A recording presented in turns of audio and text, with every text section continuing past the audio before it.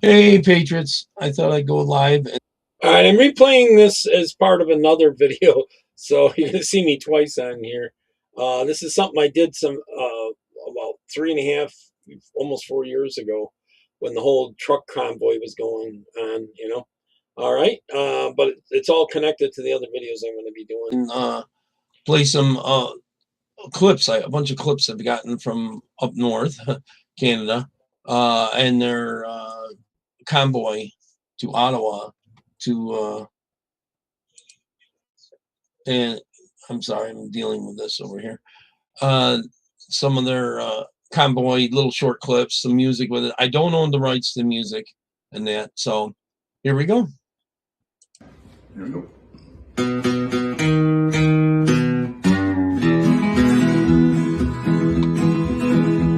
I hear the trucks are coming, they're rolling into town. There must be several thousand and they're headed eastward bound. I knew that this was coming, I'm sure you'd all agree. When them truckers keep a rolling, hey Charles, to set our country free. I know you'll see me a couple times on the screen here, but I'm playing a part of a video I did some years ago, and then I'm adding as part of this whole thing. When the grocery stores are empty, the food is running dry.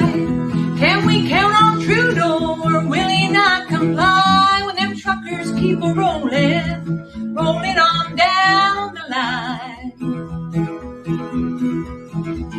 And Mr. Justin Trudeau, he'll hang his head and cry. All right. We used to call him the turd.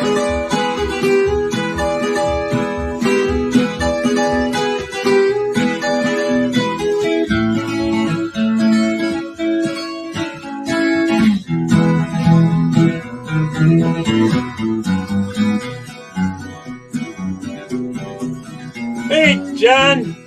Sorry I'm on early. I got a bunch of stuff here. I bet this brings awareness for all the world to see.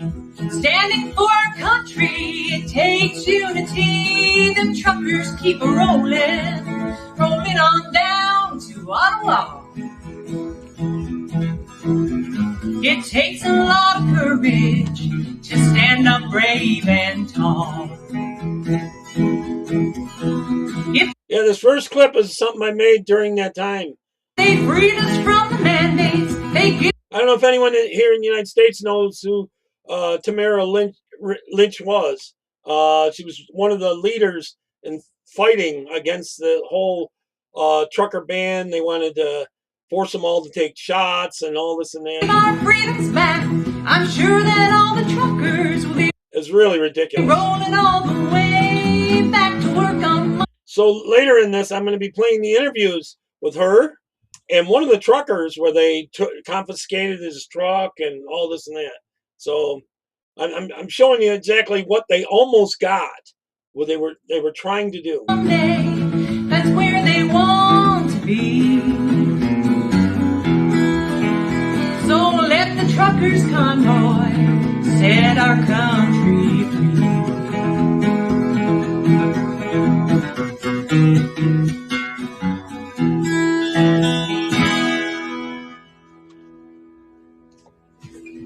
Go truckers!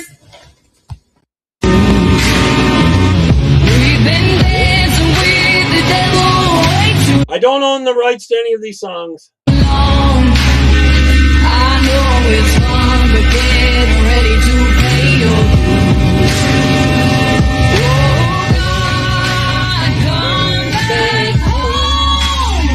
This crazy world is here, but I are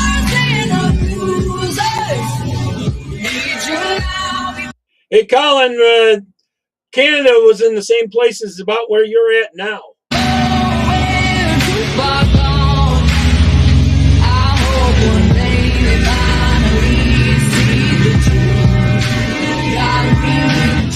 I know the truth is hard to swallow, just digest it. Suspected something's going on, but chose just neglected. Deflected by some breaking news, or we just accepted. Expected just to fall in line and follow their perspective. No question their objective, but I got a lot of questions.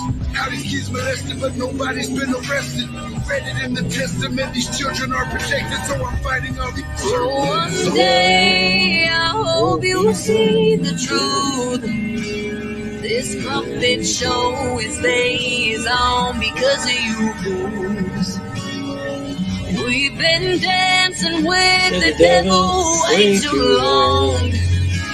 I know it's fun, but get ready to pay your dues. Oh God, come back home. This crazy world is filled with liars and abusers. We need you now before we're too far gone. I hope one day they finally see the truth. God, we need you now. I know the truth is hard to swallow, just digest it. Suspect that something's going on. Chose to just neglect it. Neglected by some breaking news.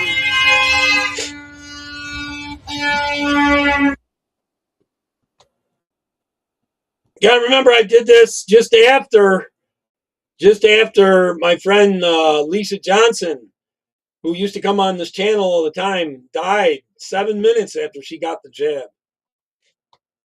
You give me freedom, freedom, freedom I've been looking for. Freedom, freedom is you. You give me freedom, freedom, freedom I've been looking for. Freedom, freedom is you. You give me freedom, freedom, freedom. You give me freedom I've been looking for. You give me freedom.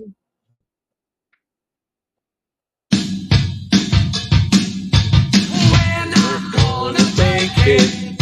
Oh, we ain't gonna take it. Oh, we're not gonna take it.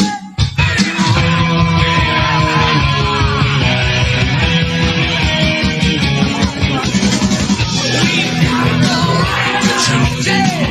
There ain't no way around it. This is our life. This is our song. We'll fight our cause to be just.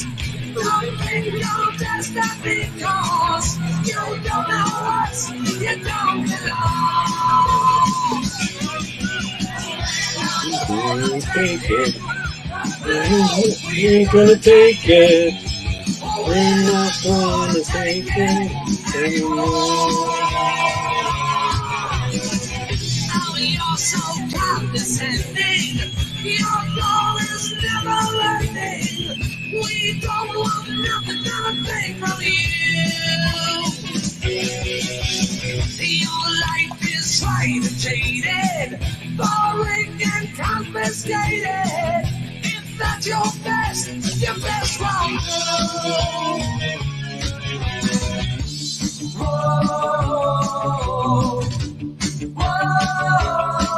We're right, yeah, free, yeah, we'll fight, yeah, you'll see.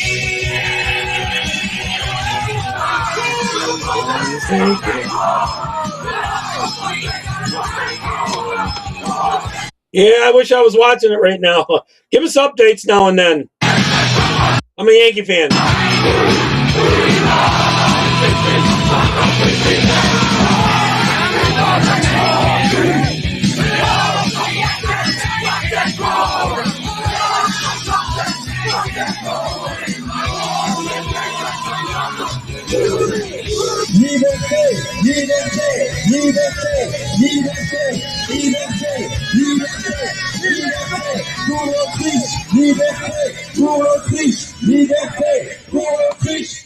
That's a very good question, John. How did the date thing go? Very good question.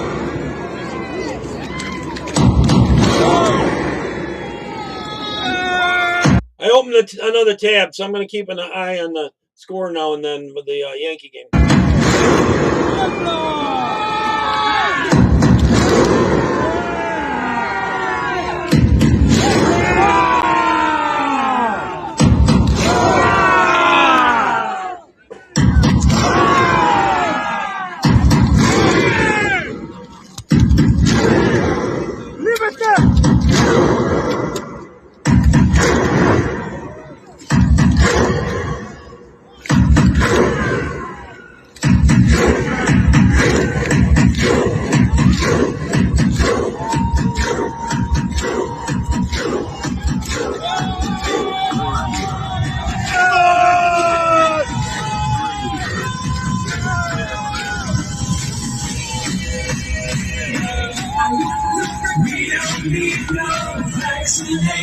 Gotta remember, pretty much all around the world, they were starting to step up against this jab thing. They were trying to control us all.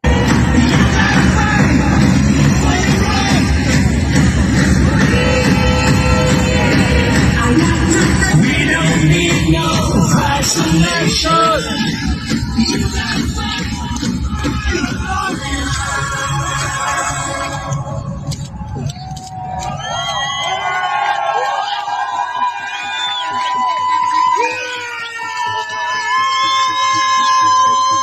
The globalists ended up losing that round.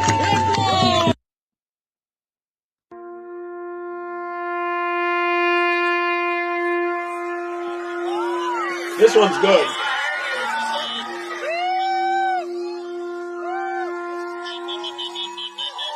My background, someone asked about that. It's 18 wheels to flatten the turd.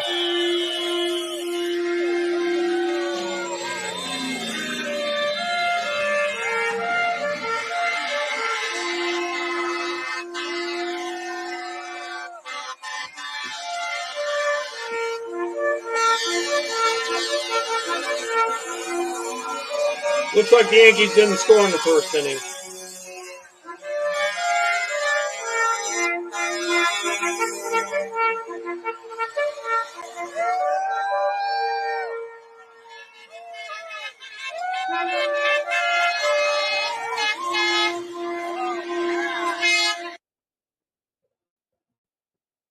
This is by Atchison outside of Edmonton, heading to Calgary, January 23rd, 2022. Convoy.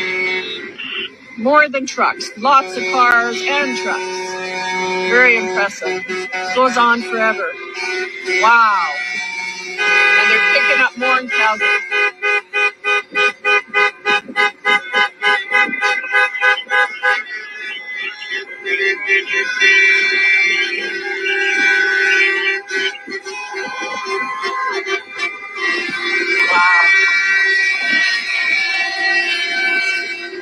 Good job, Colin. This is very impressive.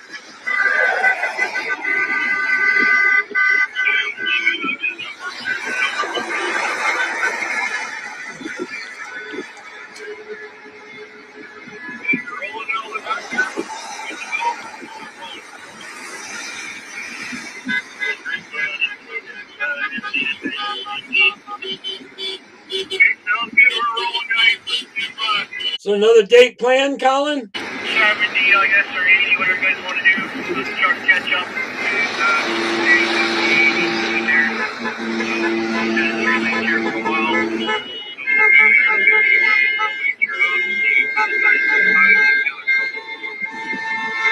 I second that. Even a bus.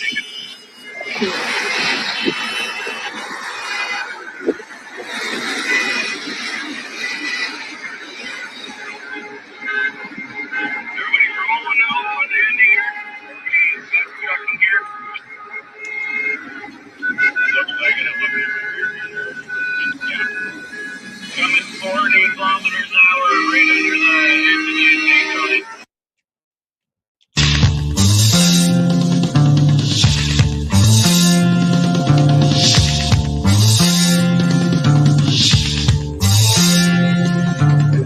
Yeah, come on, come back, come moving up solar.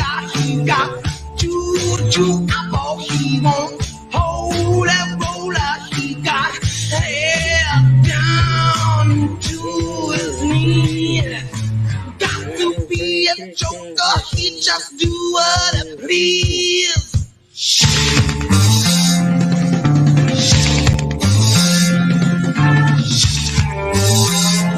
Now I got to remember, the state, the government, Canada, on Biden's advice or pushing, was also on this. They took away a lot of these people's trucks, took their bank accounts and everything, put some of them in jail, like Tamara Lich was put in jail for a better part of a year and a half, I think it was.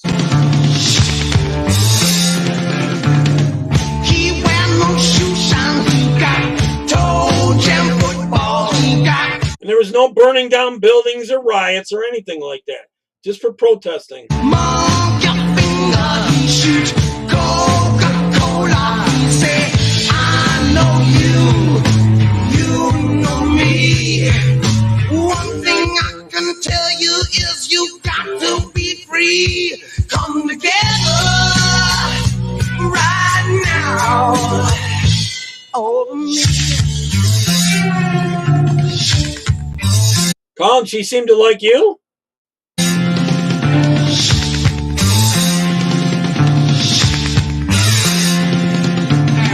He back production, he got Boris Gumbo, he got no sideboard, he won't spinal cracker, he got feet down below his knee.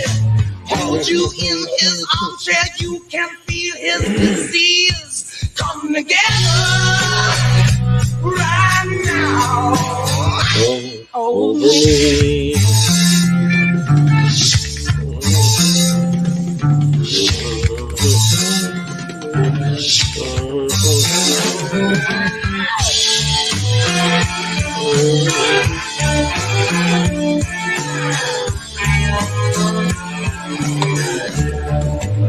Gotta like the music.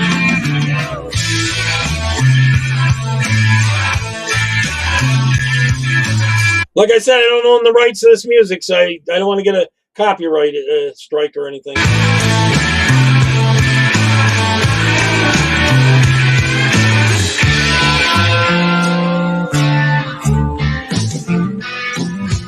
He rode a coaster, he got early warning, he got mud and water, he won mojo filter, he said, one and one. We've been dancing with the devil way too long. I know it's fun, but get ready to pay your dues. Oh God, come back home. This crazy world is filled with liars and abusers. Need you now before we're too far gone. I hope one day they finally see the truth. Gotta be true now. I know the truth is hard to swallow, just digest it. Suspecting something's going on, but chose to just neglect it. Deflected by some breaking news, or we just accept it. Expected just to fall in line and follow their perspective. No question their objective, but I got a lot of questions. How these kids molested, but nobody's been arrested. Read it in the testament, these children are protected, so I'm fighting all these One day I hope you'll see the truth. This puppet show is late. So you're saying her daughter's kind of pushing her to get her not to be so shy? On because of you fools. We've been dancing with the devil way too long. I know it's fun, but get ready to pay your dues. Oh God, come back home. This crazy world is filled with liars and abusers. We need you now before we're too far gone. I hope one day they finally see the truth. God, we need you now. The truth is hard to swallow, just digest it. Suspected something's going on, chose to just neglect it. Deflected by some breaking news.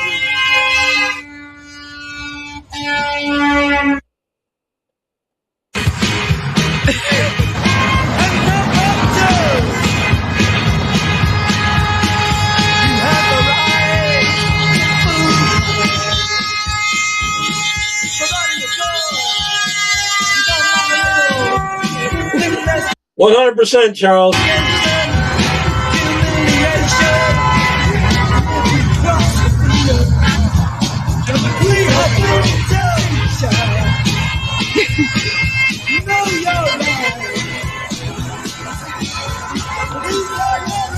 I seen something about the people that live as a couples live longer. They tend to live longer than single people.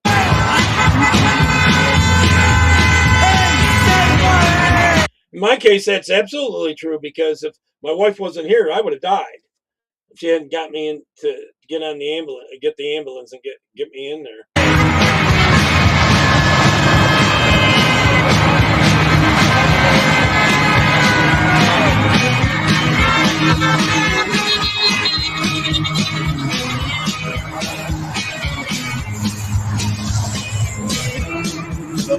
Yeah.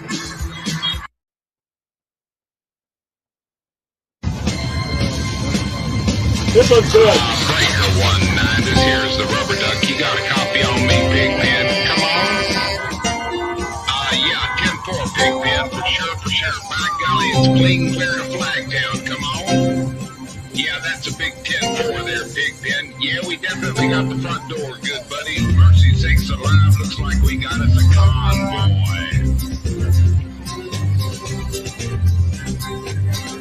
It was the dark of the moon on the 6th of June and a Kenworth pulling logs.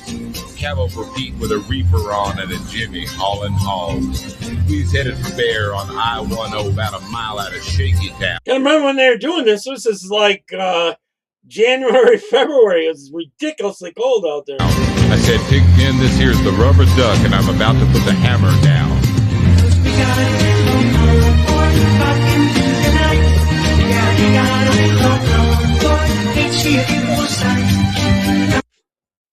Sometimes the wind chills were like minus 40. Next, I want to bring one up from South Carolina. I wanted to make a point that it's coming from South That's me from the former video. Carolina to help them out up in Canada. There's truckers from all over the states, actually. No, Biden was stopping them from crossing the border to go help them. Coming up to help them out. This one's a good one. Breaker 19, this here's the rubber duck. You got a copy on me, Pigpen. Come on. Yeah, 10-4, Pigpen, for sure. By golly, it's clean, clear to Flagtown. Come on. Yeah, that's a big 10-4 there, Pigpen. Yeah, we definitely got the front door good, buddy. Mercy sakes alive, looks like we got us a convoy. That's a lot of trucks coming from that far away. Next one is in Brussels, the capital of the European Union. The people are protesting, and they've had to add more and more cops to try to stomp it down.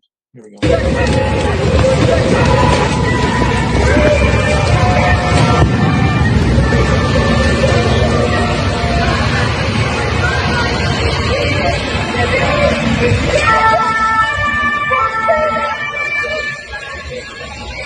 Sort of like you eat to the bugs, and you take the jab. Is what it was.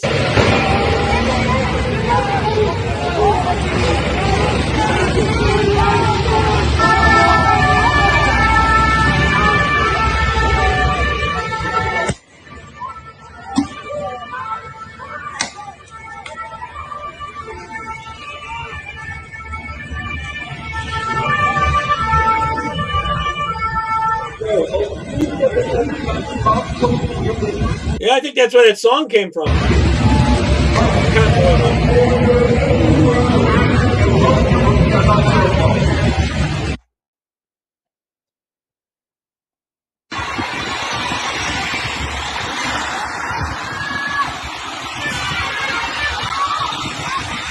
I think this is the one right in Ottawa. I'm not sure.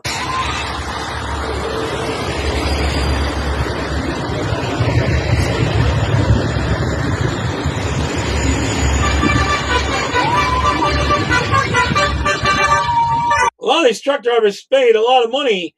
Gas is more expensive in Canada to drive across that nation to get there, too.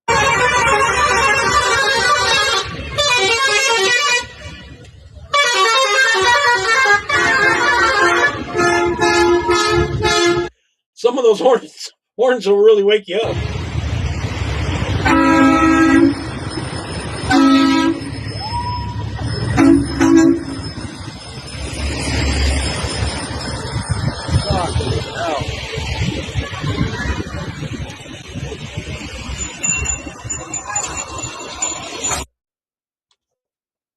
That one was from Vancouver. Vancouver. Okay. So there we go.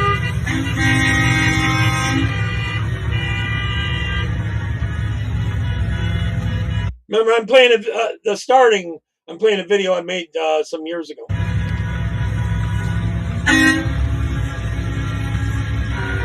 Jesus is king. Jesus is king.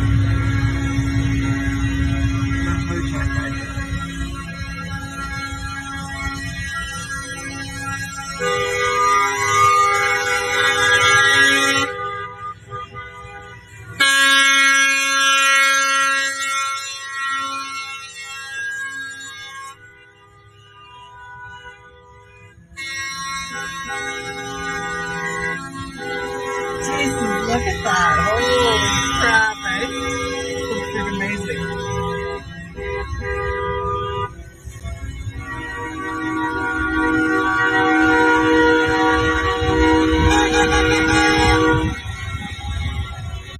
Now, when Trudeau cracked down, the regular cops didn't want to do it, so he had hired cops from some foreign countries that didn't even speak English to come in and arrest them and confiscate their trucks. Some of the local cops did work with them, especially in Ottawa, but not all. Most of them were foreign ones. You remember the scene where they trampled the woman with the horses and all that kind of stuff?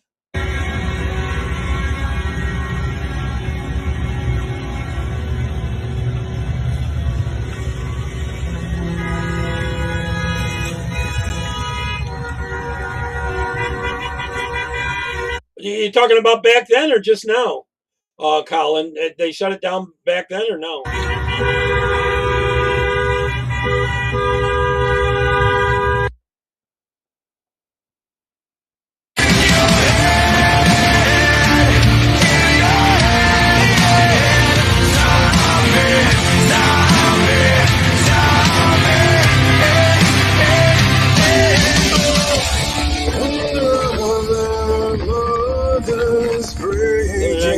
Heart is taking over.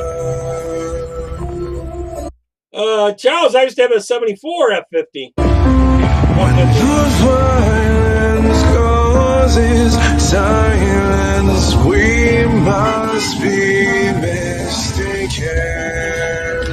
It's the same old thing in 2018. In your head, there's still what's in your head. In your head. Hey, Marianne.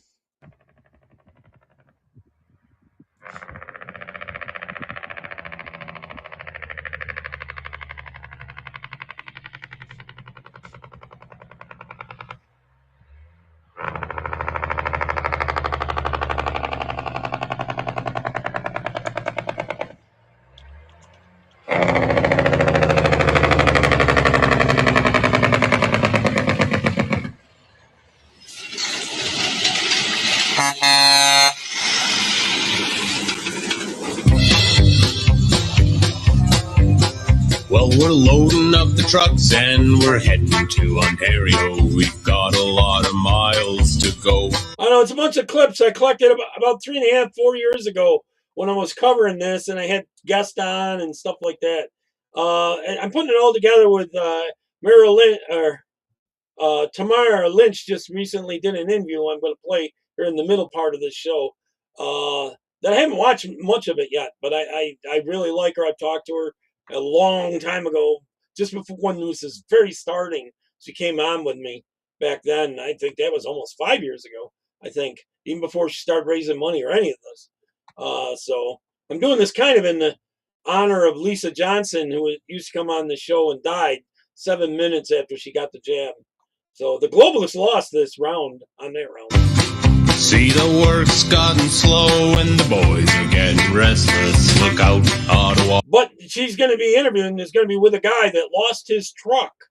The government took his truck away and his bank accounts and everything because he protested. Ontario. Well, we're coming down the 16, we're coming down the 1. We're from BC. And they're still on probation. They totally lost their bank accounts and everything. Luckily, some people raised some money for them. at least, so they didn't end up on the street. Alberta and Saskatchewan. And if you can't hear our big trucks humming way out in the west, we'll bring them to your doorstep. That's right, boys. Going on down to Ottawa town. You see, Mr. Prime Minister, it shouldn't be too much to ask. Pretty sure old Parliament Hill runs on natural gas, and I've seen that car you drive. Safe to say she don't plug in. So if burning oil's for sinners, well then, buddy, you're all in. Yes, we're rolling down the Yellowhead. We're coming. Yeah, Charles, she died 7 minutes after that, and she was forced by the Canadian government to take the shot. She lived in Ottawa. She has 4 kids. She left 4 kids behind. Her husband had died a few years sooner. And she was someone that was one of those sex slave survivors that had been rescued from that. So, and she was originally from Texas. Down the one, rolling 18-wheelers, and we're bringing everyone who's tired of. That's when I really started doing these videos. Waiting for you to come around. Oh, Mr.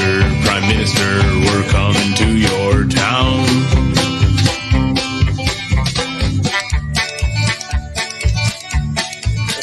Well, we're loading up the trucks and we're heading to Ontario. We've got a lot of miles to go. See, the work's gotten slow and the boys are getting restless. Look out, Ottawa, Ontario. Look out, Ottawa, Ontario.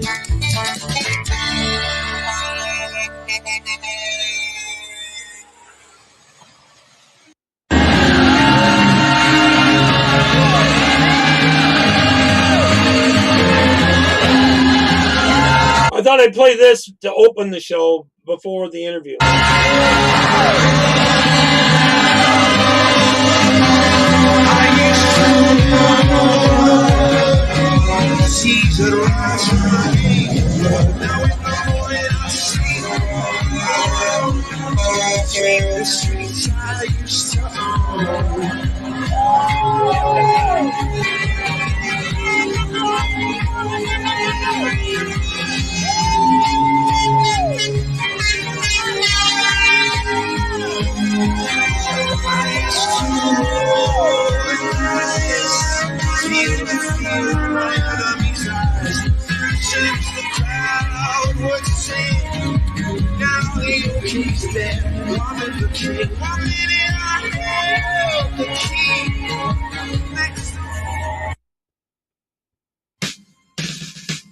This is a good one.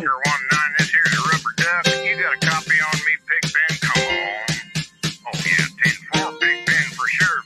By golly, it's clean clear to Flagtown. Come on. Oh yeah, that's a big 10-4 there, Big Ben. Yeah, we definitely got the front door good, buddy. Mercy sakes alive, looks like we got us a convoy. Hope you're all liking the music before we get into the interview. It was the dark of the moon on the 6th of June in a Kenworth pulling logs. Cab over Pete with a reefer on and a Jimmy hauling hogs. We was heading for Bear on I-10 about a mile out of Shaky Town. I says, Big Ben, this here's a rubber duck, and I'm about to put the hammer on down.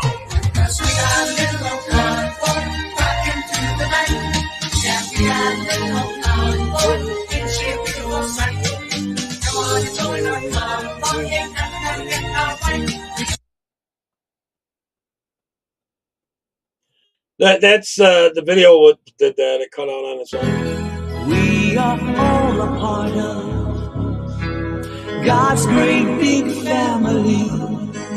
And the truth, you know, love is all we need. We are the world. We are the I don't own the rights to this music. Please don't give me a copyright strike. We are the ones to make a brighter day, so let's start giving. There's a choice we're making. We're saving our own lives. It's you we make better days, just you and me. No score in the Yankee game. We will not comply with the institutions, sick illusion. No, it won't be televised. Welcome to the revolution. The institutions, sick illusion. No, it won't be televised. Welcome to the revolution. The revolution won't be televised. Government been telling lies. If you're not with us, you gotta step aside. Witnessing a genocide. Everything is centralized. The food that we consume and they spraying it out with pesticides. Easily identify the sheep and the snake, the real and the fake, giving us a reason to pray. I'ma make my own choices. A voice for the voiceless. They trying to destroy us, avoiding the poison. It's all pointless if you don't have a purpose. If you read the verses, you'll know who we versing. Government can tell you what you're worth is. Look deeper than the surface. They don't even want you researching or asking questions. We all being tested. Shut your mouth, they comply, that's the message. Want you depressed on prescriptions that mess with your head. Got you stressing, suppressing expression. We will not comply with the institutions, sick illusion. No, it won't be televised. Welcome to the revolution. We will not comply with the institutions.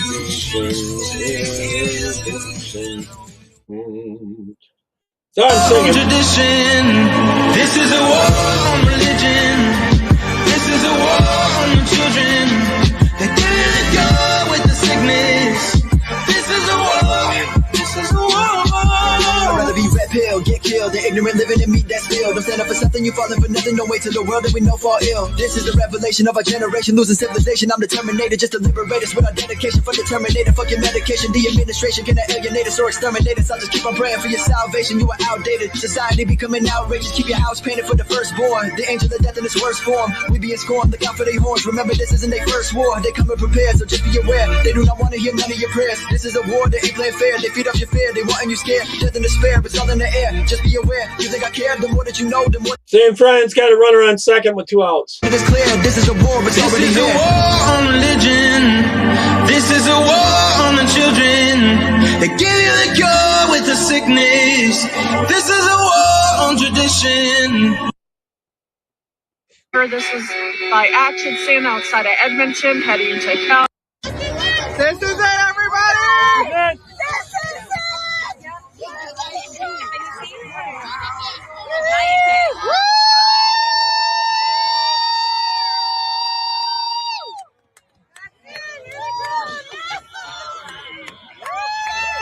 I've been to Yankee Stadium twice.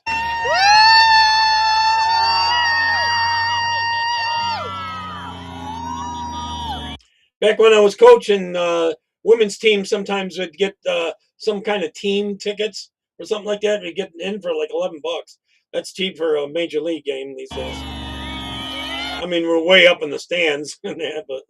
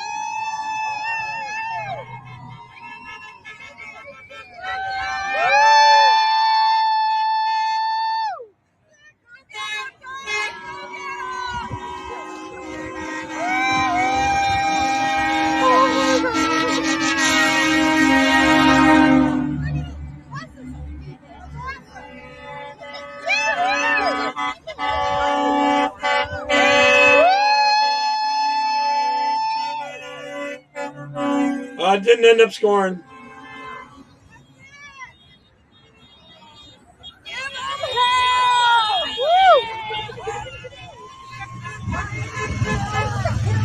Tell them we don't want them anymore! I think they did. See, 3 outs.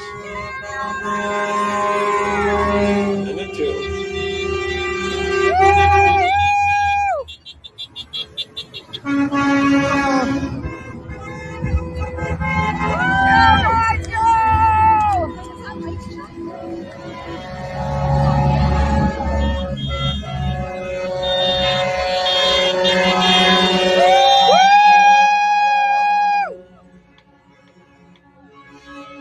One Bills game I've been to, the wind chill was like 48 below or something like that. They won real big, but it was in a playoff game. It was insane. It was like the second wind chill coldest game the Bills have ever played, and it was ridiculous. It had 7 layers on too. It was insane.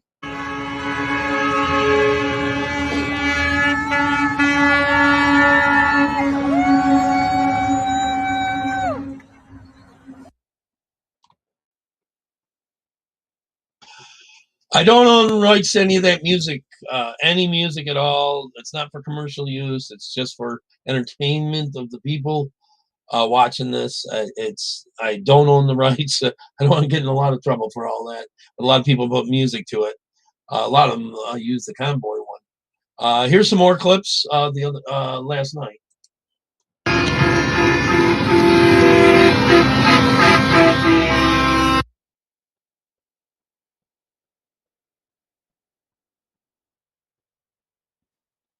Bear with me, it's freezing a little bit. Let me see if I can bump it ahead.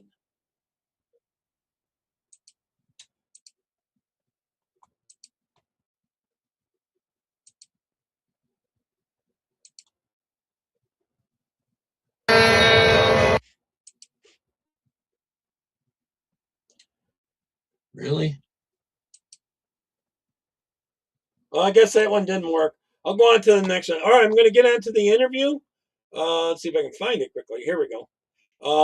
This was Tamara Lich and Enters the truck driver. I'll try to find the very beginning here. any names yet, but we've been contracted. I've only watched a little bit of this, so we're going to watch it together. Here we go. And they talk about what they're going through a little bit. This guy in the blue was one of the truck drivers, and they took his truck and this and that and took all his money. They took Tamara Lich's, all of her money and everything, and she used to work on the oil fields, actually. I had her on the show a real long time ago. And they basically they were trying to take her pension and all this and that. That's a big story there in itself. You might talk about. You wouldn't think the government could do that. I guess jailed her. She's still on probation. Both of them are still on probation. They'll speak about what they have to go through now. They have to get permission, whatever they do, and this and that. They can't go to any protest. Contracted by a fairly big ag company in the province of Saskatchewan to make a special delivery to Montana to a special farmyard.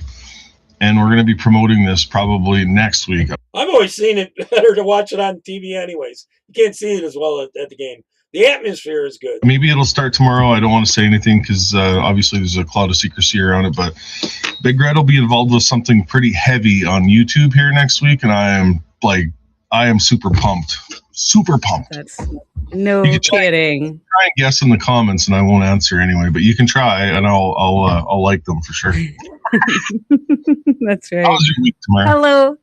I'm doing awesome. Actually, I'm tired, obviously, but just like you, it's been a really busy week. It has. Lots going on, and just the usual.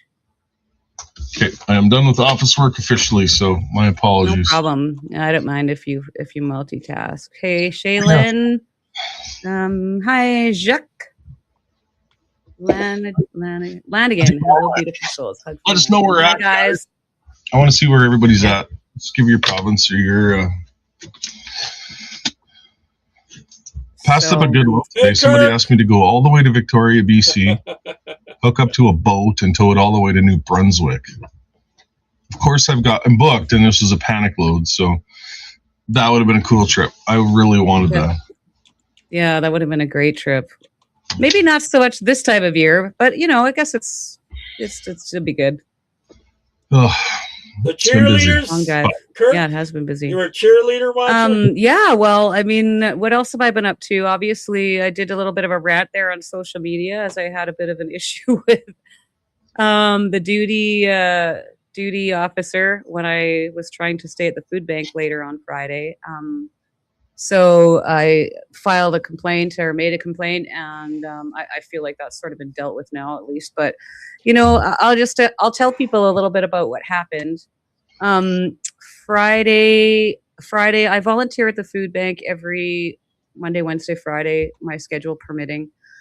And when I arrived there on Friday, like, it was complete chaos. There was not a lot of help there. The back was full. The shelves needed to be stocked. It was super busy. Friday's the busiest day, of course. And then also I was training someone that it was his first day and he didn't speak very good English. So of course that really slowed me down. So just before lunch, I called my probation officer just to see if I could stay an extra hour. Now she's on probation, being part of that protest. Never did anything violent whatsoever.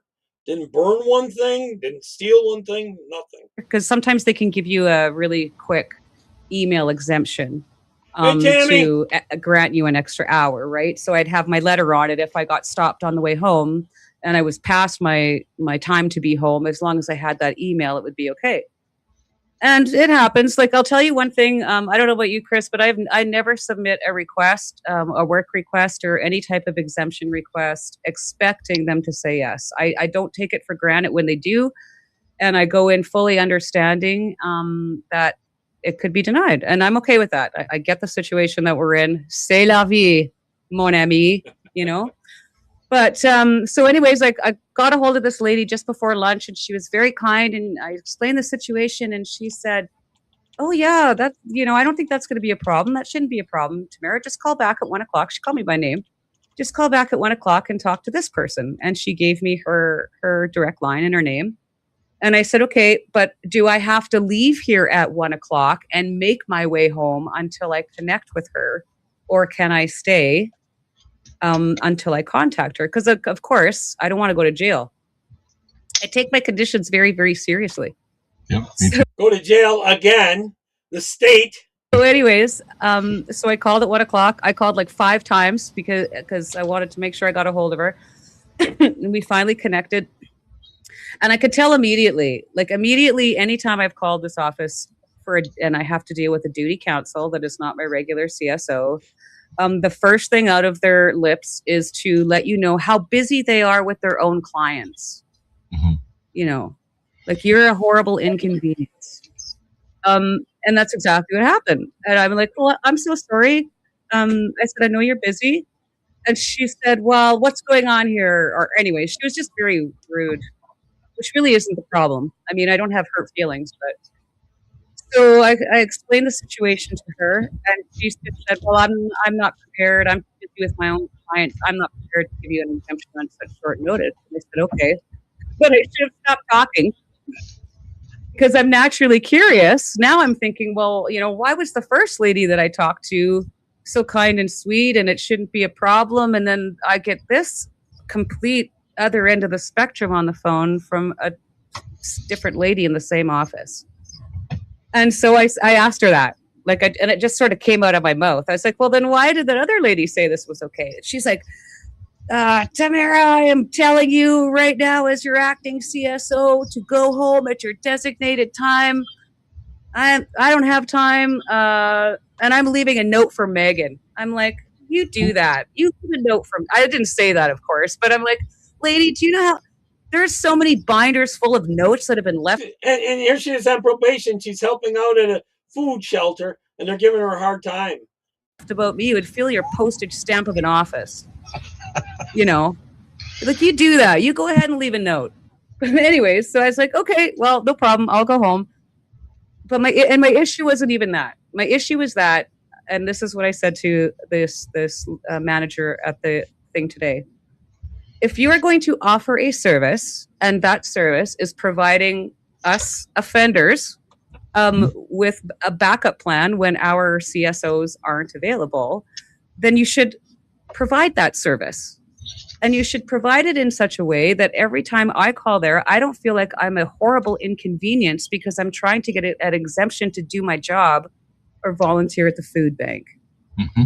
So anyways, that was sort of how my Friday went. And I finally got a chance to talk to this lady today. So yeah, I was pretty happy with how the conversation went. I felt like she listened to what I had to say. And we'll see.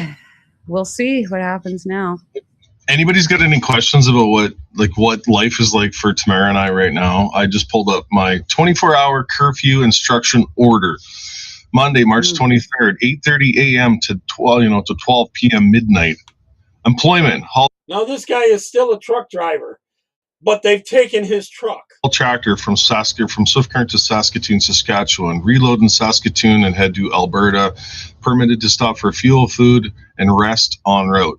And then it'll go through Tuesday, and I have to plan this entire week out day by day by day. So I know Monday mornings, let's face it. Too bad Gregory isn't here. You'd know how hard this schedule would be to keep as a truck driver. Sometimes you get caught in traffic, or it takes longer fueling because you have to wait to fuel up.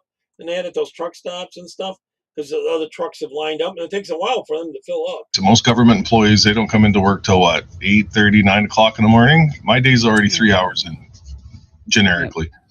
So I need to have my schedule set out for Monday morning at 6 a.m. in the morning so I can get up and go to work right away. And then if it's not set up that way, then I'm behind. And, that's exactly what we're going to do. So if I'm late coming home, if I'm in a snowstorm or I get stuck in traffic or a piece of equipment doesn't start and I'm an hour late or even 1 minute late after my schedule, when I say I'm going to be home at 10 o'clock on Thursday night, I have to phone the local detachment or CMP and say, I ran into problems. I'm going to be over my curfew order because obviously the government employee office business is closed, that office. Yeah.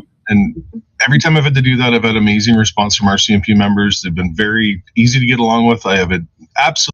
Yeah, Kathy, that picture behind her is a painting of Tamara getting arrested. Absolutely no complaints. No. For basically raising money and her post on social media. No visits from RCMP at my house as of this day yet. I did tell them when they do come out, let me know and I'll put a pot of coffee on and we'll have a visit. I have no problem with that. I've always had a lot of respect for law enforcement and they show the respect in return, which is nice. So it might happen. It probably will happen. Tamara's unfortunately had a visit though, right? I've had 2. Really? I've had 2 visits. Yeah, they showed up here a couple of weeks ago on I think it was a Saturday morning or a Sunday morning, and I was sitting here with my grandkids.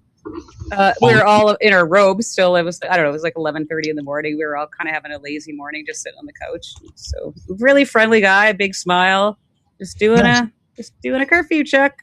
Like, I'm here.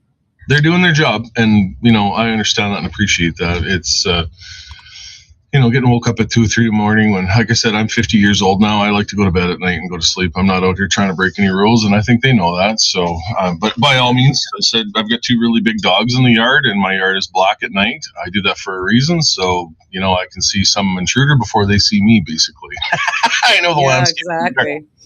But being said, I got 2 big, intimidating-looking dogs. Little do they know that they would pretty much take them to where the key is and let them into the house if they could. Charlie and Zeke are pretty good, but I don't want any intimidation or anybody thinking they're going to get hurt and hurting a dog. So, and they've been really good with that. So, that's good. Yeah, they've been both times they were here. I mean, the first time, obviously, they showed up at my house at like a ridiculous time. It was like 12:30 in the morning or something like that on a Tuesday night. Like, where do you think I'm going to be at 12:30 in the morning? I'm 53 years old, guys. And you got 2 grandchildren sleeping in the house too. Remember that. So, exactly. That's exactly right. So, like, what do you think I would be doing exactly? Well, I mean, that's exactly right. I mean, anytime that I go anywhere, I mean, I have to plan out my entire itinerary, just like you said. Which is not so bad to do if I'm traveling around southern Alberta or southern Saskatchewan, because I'm so familiar with that area. I know off the top of my head how long it takes to get from here to here, approximately when I'm going to need to use the washroom, when I'm going to need to get fuel, when I'm going to get hungry. So, I mean, that has to all be scheduled out, and that all goes on there. Like, even just to Calgary, if I got to stop in Bassano to grab a coffee and use the bathroom, that goes in there, right? But stop in Bassano. But when we just did that Independence tour with Sheila Gunn Reid and Corey Morgan, trying to plan that out up north was, it was a little bit difficult because I don't know that area, so I don't know the stops. So, I mean, and luckily, I'm very lucky that Dwayne can come with me to a lot of these things. So if something like that happens, I can stay at the hotel and he can run out and get food or fuel up or get whatever we need, right? So, but there's a few times if I would have been on my own, I would have been in trouble. And that's, I think my schedule has gotten somewhat easier since when I first started, it was like that too. It's like, where are you stopping to eat? Where are you stopping to sleep? Well, when you're trucking, you really don't know your schedule, especially in the wintertime with the snowstorms and, equipment starting or not starting. Yesterday, I was in a blizzard from Melfort to Saskatoon. It was absolutely horrible. It was almost zero visibility at times. But now she's got to the point where I say, hey, I'm going to go to Saskatoon on Monday, and I'm going to go to Standard, Alberta on Tuesday, and I'm going to come home, and I'll be home. It just says en route travel, wherever you need to stop for your breaks and your rest and your fuel. So it is getting a lot easier. And of course, when I do a load to the States across the border and I don't know where I'm going, a logbook only allows me, and I have a detailed record of everywhere I stop and the amount of time I stop because of the government mandated electronic logbooks that are on every commercial vehicle. So you're like the easiest guy to track. Really. I mean, my kids and I have an app on our phone called, Don't worry, that's coming to America. Family Find or something. I've always had to deal with my children, and they can monitor where I am at all times, and I can monitor where they am. And I really like that. And so everything's monitored. And I thought about maybe just saying, hey, here's my 3 innings, still no score in the San Fran Yankee game. Password for my locator thing, but I don't really want that much. No kidding. Just so they can be extra double sure. Don't give too much of those freedoms away there, Mr. Barber. We're losing enough as it is. I can prove where I am, and that's all it comes down to. So, well, we're almost coming up on 6 months of our house arrest. We got 6 months to go yet, and then we go into the curfew stage. So, I have a lawyer calling me right now, and I'm gonna let that one pass here. Oh, that's an issue. Well, it's for the.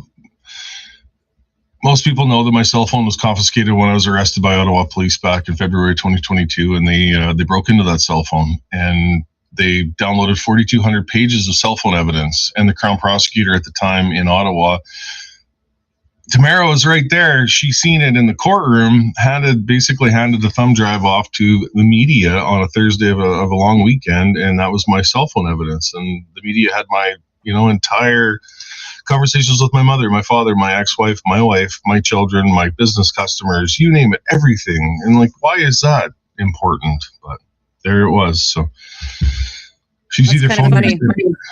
Yeah. I was just thinking, maybe if our lawyers are calling us in the middle of our show, we should answer it. Maybe they're calling us for a reason.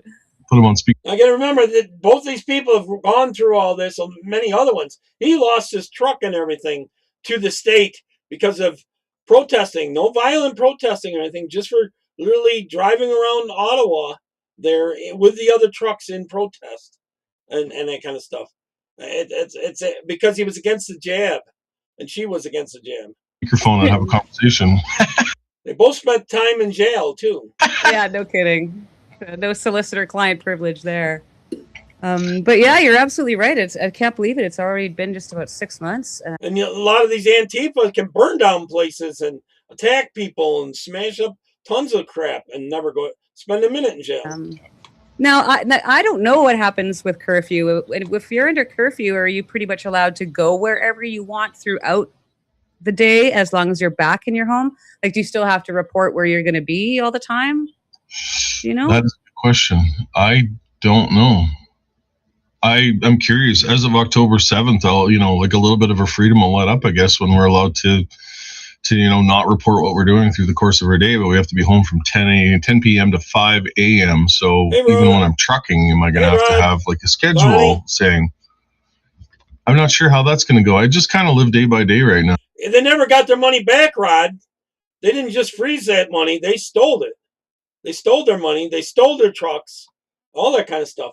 A lot of them, when they got the trucks back, that did get the trucks back, stuff was taken off from them. They were damaged. Oh, it's funny that, we fought against a lot of these freedoms that were being taken in return for taking part in the convoy. Our freedoms have been limited for, 18 months, I guess, till 2027. We're in lockdown.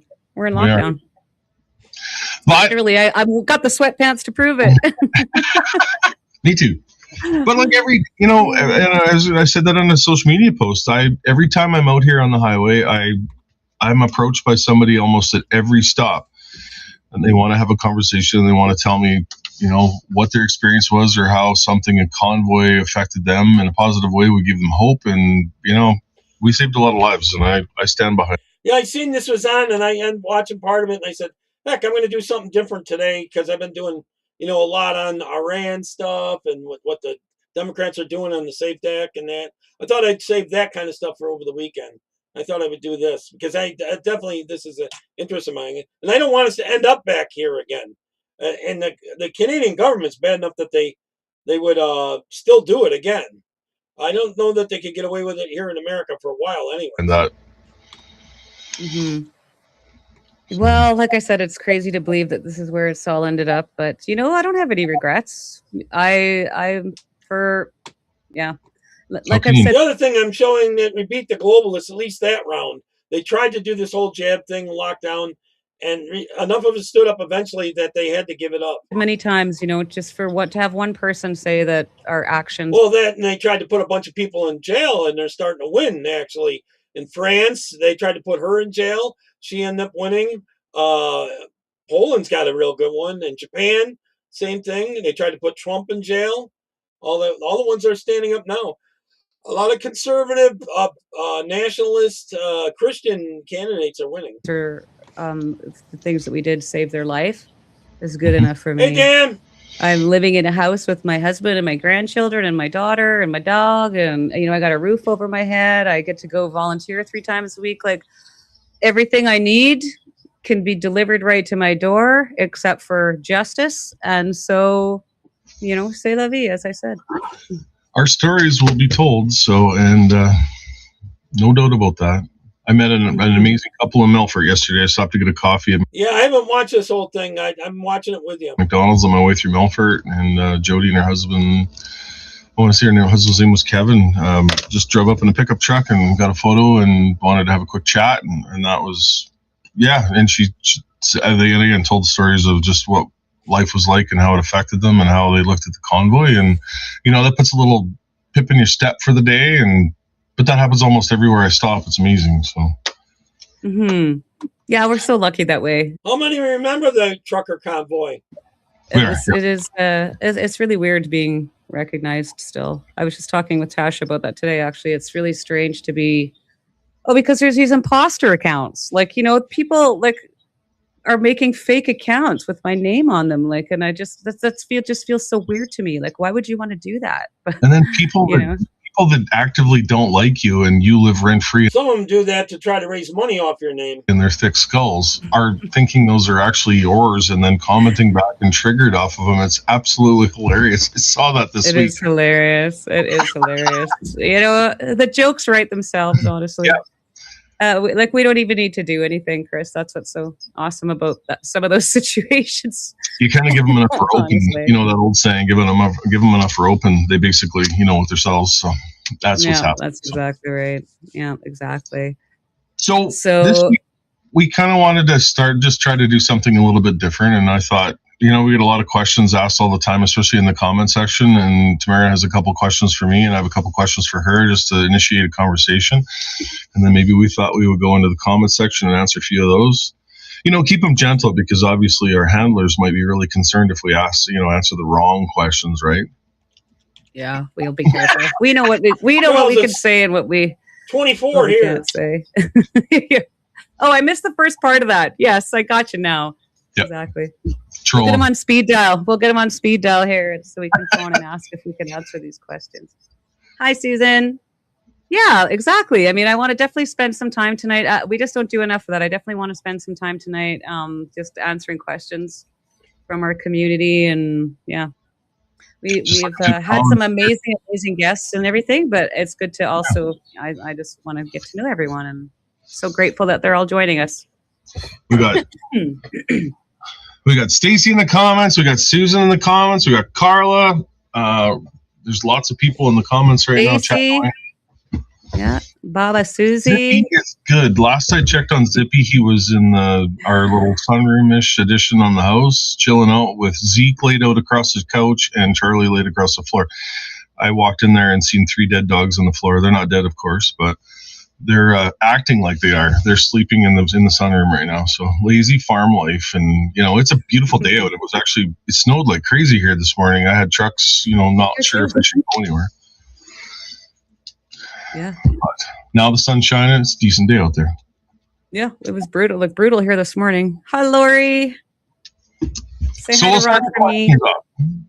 Tamara, the All first right, question. fire away. Fire away. Tammy, their bank accounts got frozen and taken.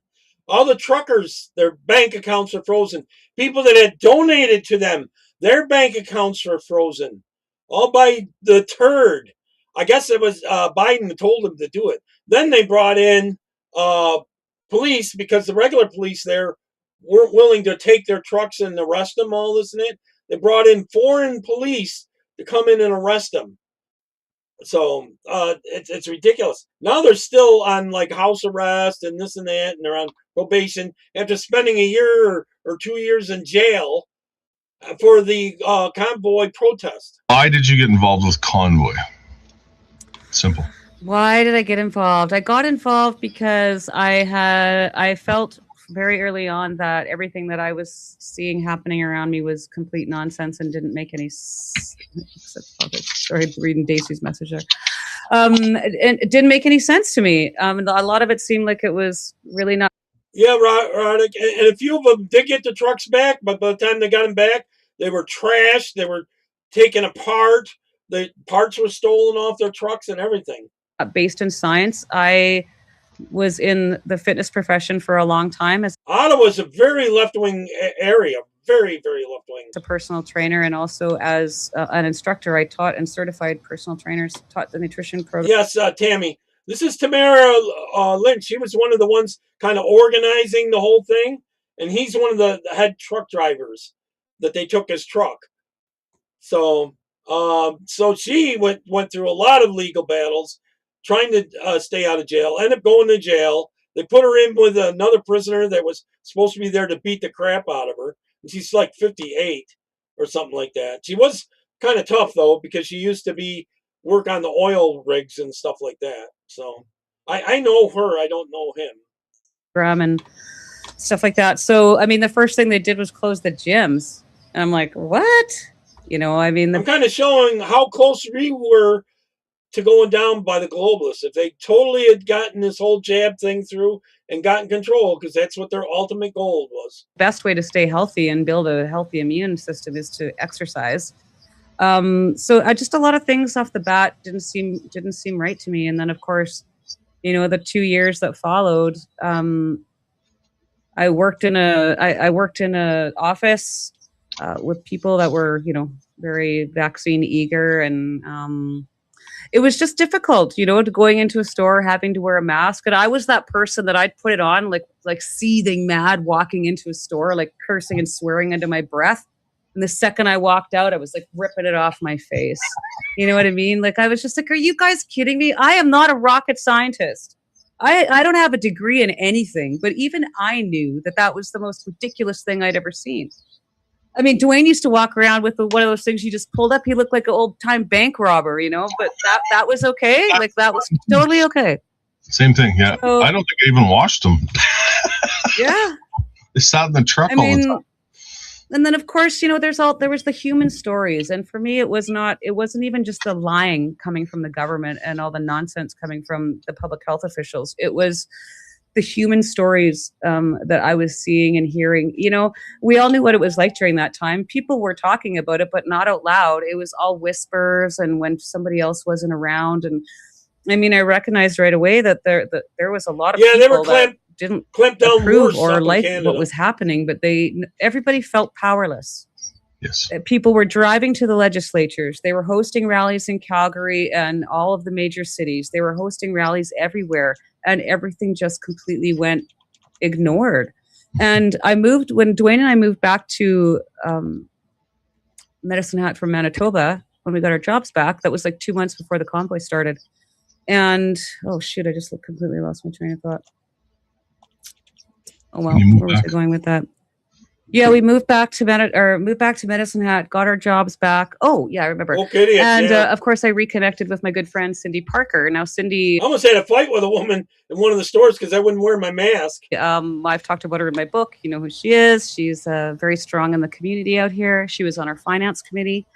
Really good friend of mine. I connected with her right away, and during that time, there was lots of secret meetings. Like everyone would put their cell phone somewhere and drive out to a shop somewhere. You know what I'm saying? And so I got a hold of Cindy right away when I got back, and I said, take me to one of these meetings, the information meeting. I've got to do something. We have to get involved and try and do what we can. And so she did. And I went to that one meeting, the first meeting, and it was pretty good turnout. I was surprised. There was a very good turnout there. Obviously, a lot of people that I knew from my yellow vesting rally days. But a lot of new faces too, faces that I was actually surprised to see there. And I remember Cindy introduced me to the gentleman who was on the head of the action committee, and just kind of making a joke. They're going against the masking and the jabbing in Canada. They were even pushing the jab even harder, and that's how come Lisa Johnson, that I talked about a little bit earlier, died 7 minutes after she got the jab. She worked for the government in Ottawa and had to take it. And she died. Cindy and I were leaving. She introduced me to Tom, and I shook his hand and I said, "Hi, Tom. Nice to meet you." I said, "You're going to want me on your action committee." And then like a week later, is when I called you. January 13th. I'm actually, yeah.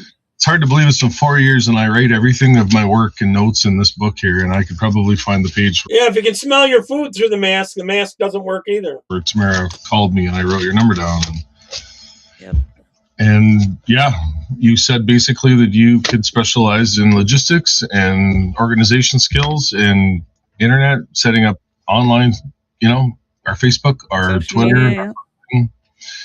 And at that time we needed help because on my side of it, you got to remember that there was a bunch of different sides that eventually came together to form Convoy. Right. And there's a bunch of sides now, obviously, unfortunately. But it was... Yes. Inside, outside, and upside down. Yeah. So many different sides. The fighting. Yeah. And so that was basically it. I got a hold of you, and that's the last time I'm ever going to call you and offer my services. Sorry. You mean somebody messaged me the other day about, "Hey, Chris, you want to do another convoy or something like that? We got to start one in May or something." And I just thought, no, please, no, come, like, no. I can just tell people from the experience. The government tortured them enough. I've been through in the last number of years that, if the government wants to pick on you, they will make the utmost horrible life they can for you as long as they can. And that's what they've done with us for the last little while, and others too, of course. But I'll still stress that, getting involved with local community and building, get the strength from within your community, and then you have a better chance of fighting something like Ottawa. That's probably where we need to go right now. Driving to Ottawa for another protest it's pointless. I hate to say that, but it was totally worth it when we did it in February 2022.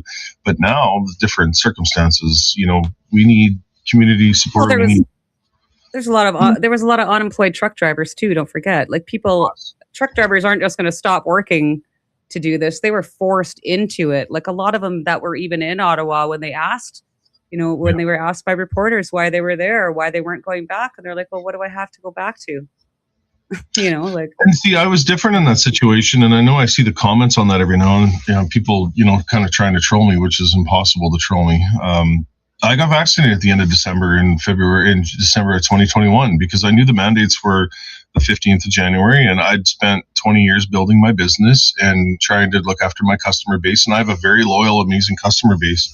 I was going to lose that customer base and my job and everything. And so I gave in like millions of other Canadians, and I did what I had to do to keep my business.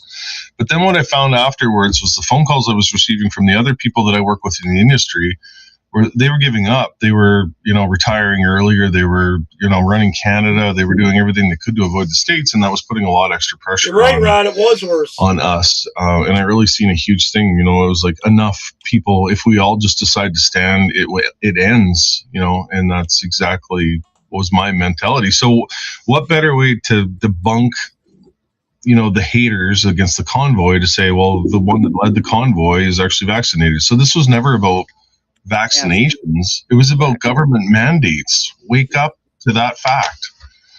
Yeah. Well, and I mean, obviously, I've seen some posts about that too, and actually, My Imposter posted that on that page also about we should start another convoy. But I mean, we're on house arrest. Number one, we're on house arrest, so sorry, we're not going to be going anywheres in May. Number two, our very first condition is what? Yeah, the not peace to and be of good behavior. Yeah. And if Like the crown even with my job with Rebel, I have to be careful about some of the stuff and events that I go to, right? Because you see how they get To me, I try to sue the government and get all the back money in that, a lawsuit. treated. Ezra's been arrested. David Menzies has been arrested how many times, Yeah, just recently. So David Menzies, yes. Yeah. So I mean, even in some of those circumstances, I have to be careful because I can't put myself in a position where I'm not keeping the peace and being of good behavior. Yeah. But not only that, I think if people can form a convoy and go to Ottawa, all the power to them. I believe in peaceful protest. And so I don't want to discourage anybody from doing it, but they have to understand that it's not going to be the same. No. I mean, it's just a different circumstance. It's a different world. I mean, I certainly hope they can get the support and do whatever they need to do. I'm not paying any attention to it just because I can't be involved. Yeah, this was last night, Tammy. This interview was last night. And neither can you. I had her on my channel a long time ago before even the convoy started. I had her on my channel. But when they were just talking about starting to do it, maybe doing something like this before it even happened. If that's what happens, I wish them well, and I hope they have a safe and peaceful protest. Yes, and that is, still in Canada, though, something that we're allowed to do is protest, or so you thought, right? We tried that, and we've wound up through the courts for the last while. So, but I don't believe it's like, power in the people would be in your individual provinces, making noise and making sure Ottawa sees that. You look at the way the Alberta independence movement's going right now. The government's scared, and you got somebody, which I fully support. That and Saskatchewan might split off. They tax those two provinces 70% of their money. 70% of your paycheck goes to Ottawa. Like Carney, who has never mentioned it, but that's before even your local taxes. They're basically taking almost 80% of your money up there. Tries to denounce it, where you got somebody like Pierre Poilievre who goes on Joe Rogan and talks about it's not going to happen. We need somebody to unite this country. I was impressed with Poilievre. Oh yeah, they've spent time in jail, Rod. They were supposed to spend more time in jail. Luckily, they've fought it with people donating money, and they've gotten out. But they're still on like house arrest type things and curfews and all that kind of stuff. Even after they get off of this, they're still going to be on a watch list, check in every day type thing. Got to be home at a certain time type crap. Yeah, when he said that, I think we need a leader in this country. Did he do the right things during COVID? No, I think we all seen that. So no way I'm trying to defend actions through that, because I know that I'll get roasted in the comment section for that. I've seen a lot of disappointment through COVID. I've seen it especially through my leader in Saskatchewan here, Scott Moe. I felt there's animosity for the way that he treated people during COVID, some of the harsh things that he said, and especially through the Conservative Party wasn't basically standing there like they should have. So yeah. There will never be another Woodstock, and there will never be not another freedom convoy like that. Anyways, that's for sure. So answer me another question. The government didn't expect people to stand up that much. And the convoy was part of pushing the globalists back. Once they started their convoy, it started happening in a lot of other countries. And was there any political interference from you during the protests in Ottawa? Did you find any of the parties trying to, politicize you or push you in a narrative or a direction? Were you motivated by that anywhere? No, absolutely not. I certainly wasn't motivated by politics, other than the politics that we were all being we're having stuffed down our throats. That's for sure. I know that's quite funny. I've been accused of working for Stephen Harper. I've been accused of being a member of all the political parties, some kind of infiltrator from all the political parties, even at NDP. And then I've had people accuse me of being like a secret liberal, I have conservative values. I have liberal values. I have libertarian values. I even have some, I wouldn't say socialist, but I do believe in trying to help other people if you can and taking care of each other. I just don't have the radical end of those kind of ideas. So, my politics is sort of like a mix of all of these things. You know what I'm saying? No, I haven't on my channel. It's pretty conservative. But no, and even at the time of, obviously, I was working with a conservative, a Western Independence Party. So but even then, they were both separate. And when I got involved with you in the convoy, they knew exactly what was going on, but we kept it totally separate. And I had a lot of support from Maverick, honestly, until we got there. And then they told me they wanted me to go home because we made our point. And I'm like, no, we haven't talked to anybody yet. It was Tuesday morning and I got that email and they're like, yeah, you made your point. Maybe it's time to go home. I'm like, no, we haven't even spoken to anyone. No one's even come to, like, we're literally just, we just got here. So no, the answer to that is absolutely not. Although I believe you have supposedly have had the same problems, because I know that people have accused you of being very close with Brad Wall and yeah, big conspiracy theory on how my association with Brad Wall is. And it's been funny to watch these people grasp at this sort of thing over the last 4 years. Brad Wall is obviously a fixture in the city of Swift Current. He was a premier of Saskatchewan for many years, and obviously a supporter of somebody actually taking a stand against the government mandates. Brad Wall, now fully retired from politics, doesn't want to have anything to do with politics anymore, will still give his opinion on politics. And I was fortunate enough that, a mutual friend, Dave, is related to somebody that I used to be married to back in the day. So obviously phone numbers exchanged, and Brad Wall reached out to me and just was in cordial conversations trying to give me some advice. He warned me about certain people in the movement that we should be concerned about. And of course, I did actually see that a couple days into Convoy and then started to distance myself from certain people. But Brad Wall, yeah, right. He took a shit kicking in the public eye because those text messages were released, and I wished I was the guy that deleted text messages like I probably should have, but I didn't. And I suppose it wasn't bad. There was the government would have gone back and tried to get him, though. Nothing for you to delete. I mean, it was nothing either one of you did that was wrong. It was the fact that the media used that. Yeah, and I just want to say something a bit off topic here. Remember, they took all of this guy's electronic devices and her electronic devices, then went after everybody they contacted and went after them. I know that his son Coulter is going through a very difficult time right now. Yes. He's taken a hiatus from his tour and his band. He did actually just lose a bandmate. And I did see a post that they'd put up that he's got some mental health problems and he's going to take a rest. And so if you would please say. Yeah, she used to play in the band, but because of this whole house stuff, she can't really do it much now. A prayer for Coulter. He's an amazing, talented artist, and especially homegrown Saskatchewan boy. Man, if you ever go to a Coulter Wall concert, he puts a hell of a show on. I give him credit for making a statement like that, though, and making sure he takes time off. I mean, so many of us don't. We start to feel, upset or depressed, or we're dealing with something, and we just force ourselves to push through, and sometimes that just ends up a mess. Whether you just end up worse off than you were than if you just given yourself a little bit of a break, and it's not always easy to do that, for sure. You will commonly see me take breaks from social media where I won't post on a platform for a little while. I will walk away from it, or I'll do drafts up and leave it. That's my way of getting away from it. There's some days that I'll wake up on a Sunday morning and I'll go to church, or I might not even go to church. I might just sit on the couch and watch TV all day long. I find that at my age now, I don't think I'm that old by any means, but there's times that you just need to do nothing. And today would have been the day that I just sat in my office and wanted to go outside and do something, but it's important because, like being thrown into the public spotlight like we have the last number of years, where I can't tell you the amount of times I've got 2 computer screens in front of my desk here, and I've turned, it just goes to MSN all the time every time I turn a web page on, and I can't tell you how many times I've sat here and my mug has been on MSN's front page, and I know. Yeah, you kind of get a little chill because, like, what are they saying about me now?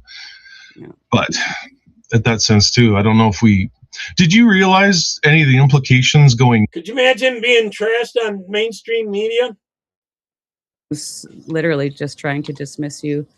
And I never, like in a million years, could we have seen this coming. Never in a million years could we have seen. But, the thing that I look back on now, Chris, is still how completely naive I was, and maybe you too. Like, nor have they. They haven't gotten their stuff back. After watching the protests that happened with the First Nations and the rail lines, the Black Lives Matter, like, I honestly still believed in my heart, even though all these rallies and protests about the pandemic had gone on for the last 2 years, I really believed that they would listen to us. I honestly still believed in the system, that somebody was going to come out.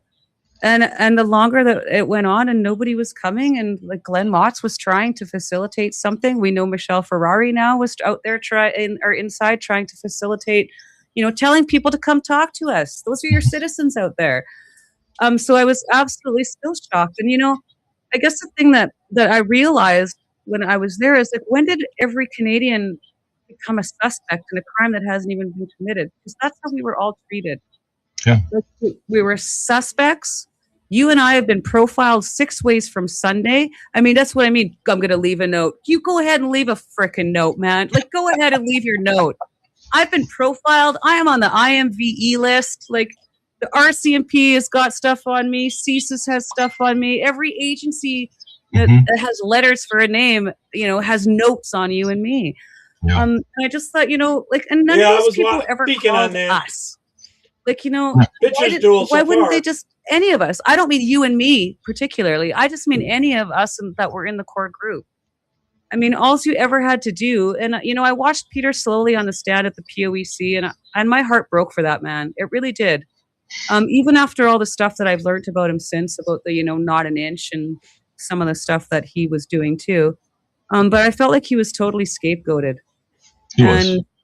And I felt really, really bad for him.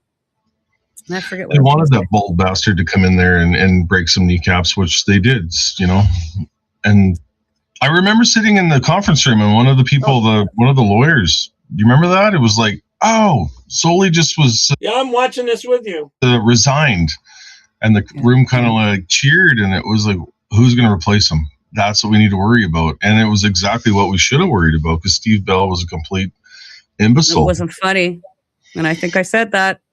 No. This is not fun. This is not good. I mean, this happened for a reason, and what's coming next is not going to be. It's going to be worse. Yep. But what struck me when I was listening to Peter Slowey's testimony, and he was really upset. Like, he genuinely cared about his men. I believe that, and he was crying. And as he's crying, I'm just sitting there like, this could have all been prevented with a phone call.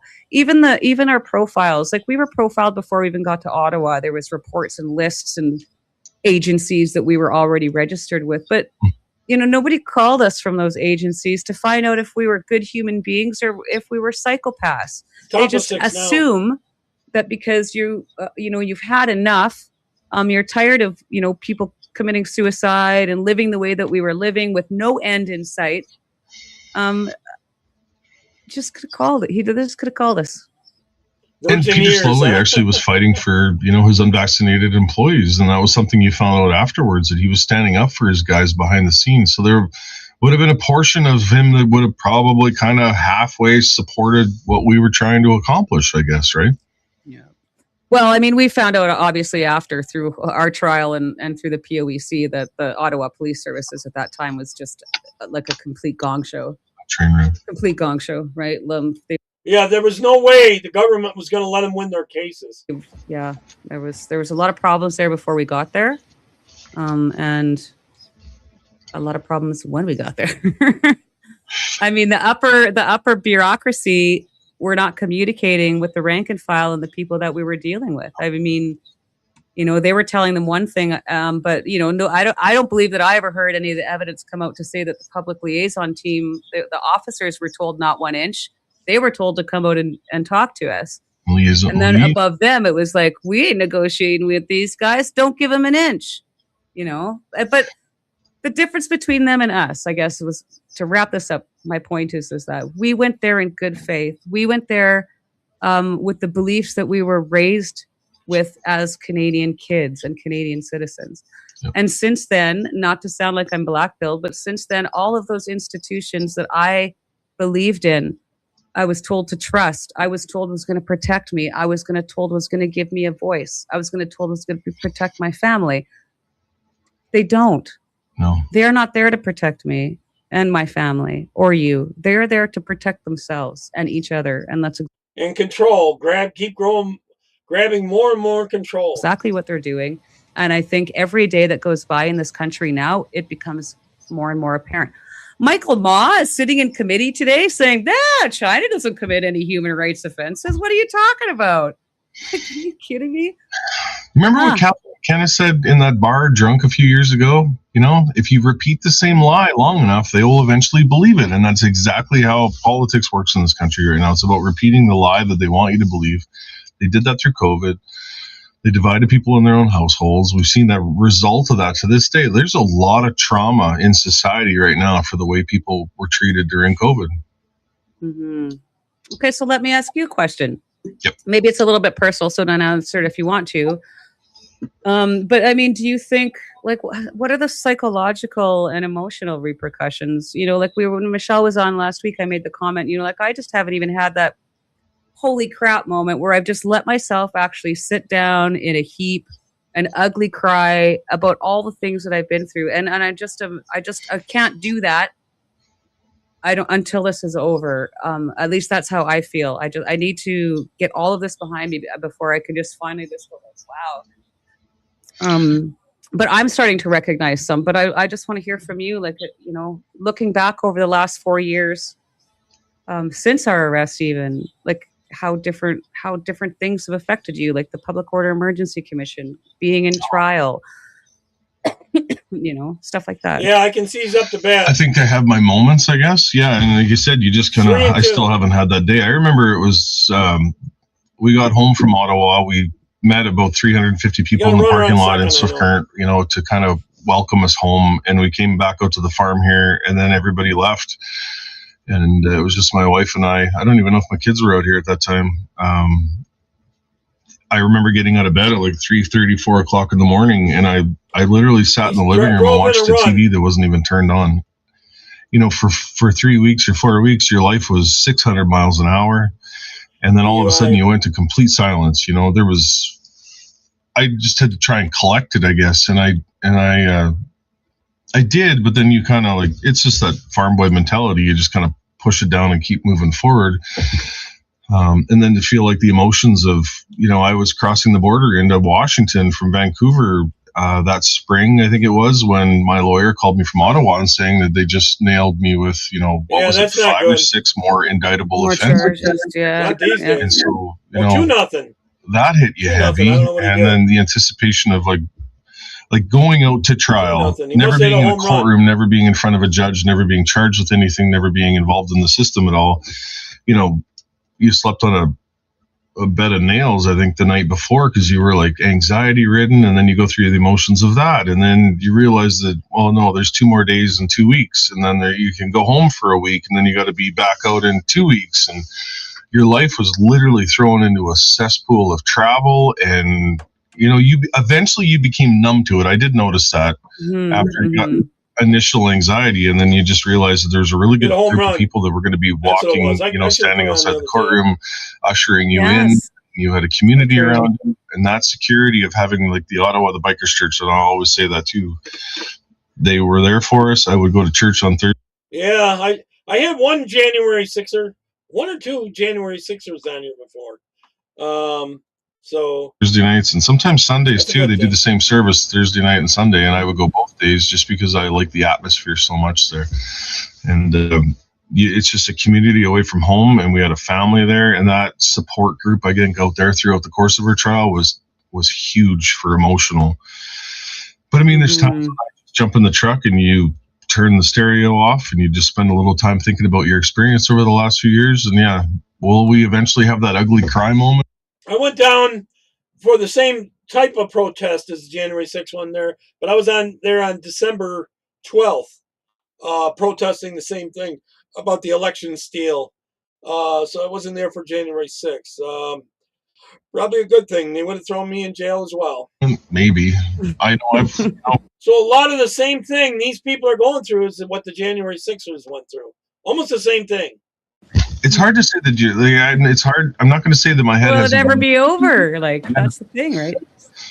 It wasn't even a surprise. I was working in the shop when Diane called again and said, the Crown's appealing your sentence. They're appealing your acquittals. They're appealing everything. And it's like a water off a duck's back. You become numb to it. I think that's basically the word that I'd like to use in that thing. You just become numb to what they're trying to do to you. And you realize that these people won't stop until you're nothing left but a grease spot.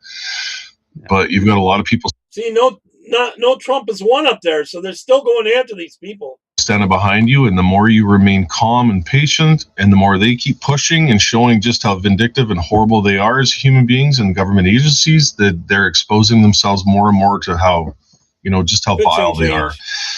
And that's what keeps me going. We're just keep being yourself. And I've said that many times before. I think I probably improved myself the most from the convoy experience. I started looking at my actions and realizing that. Oh, it was really crowded on December 12th. There was speeches all over the place, all over DC and stuff. We were going from.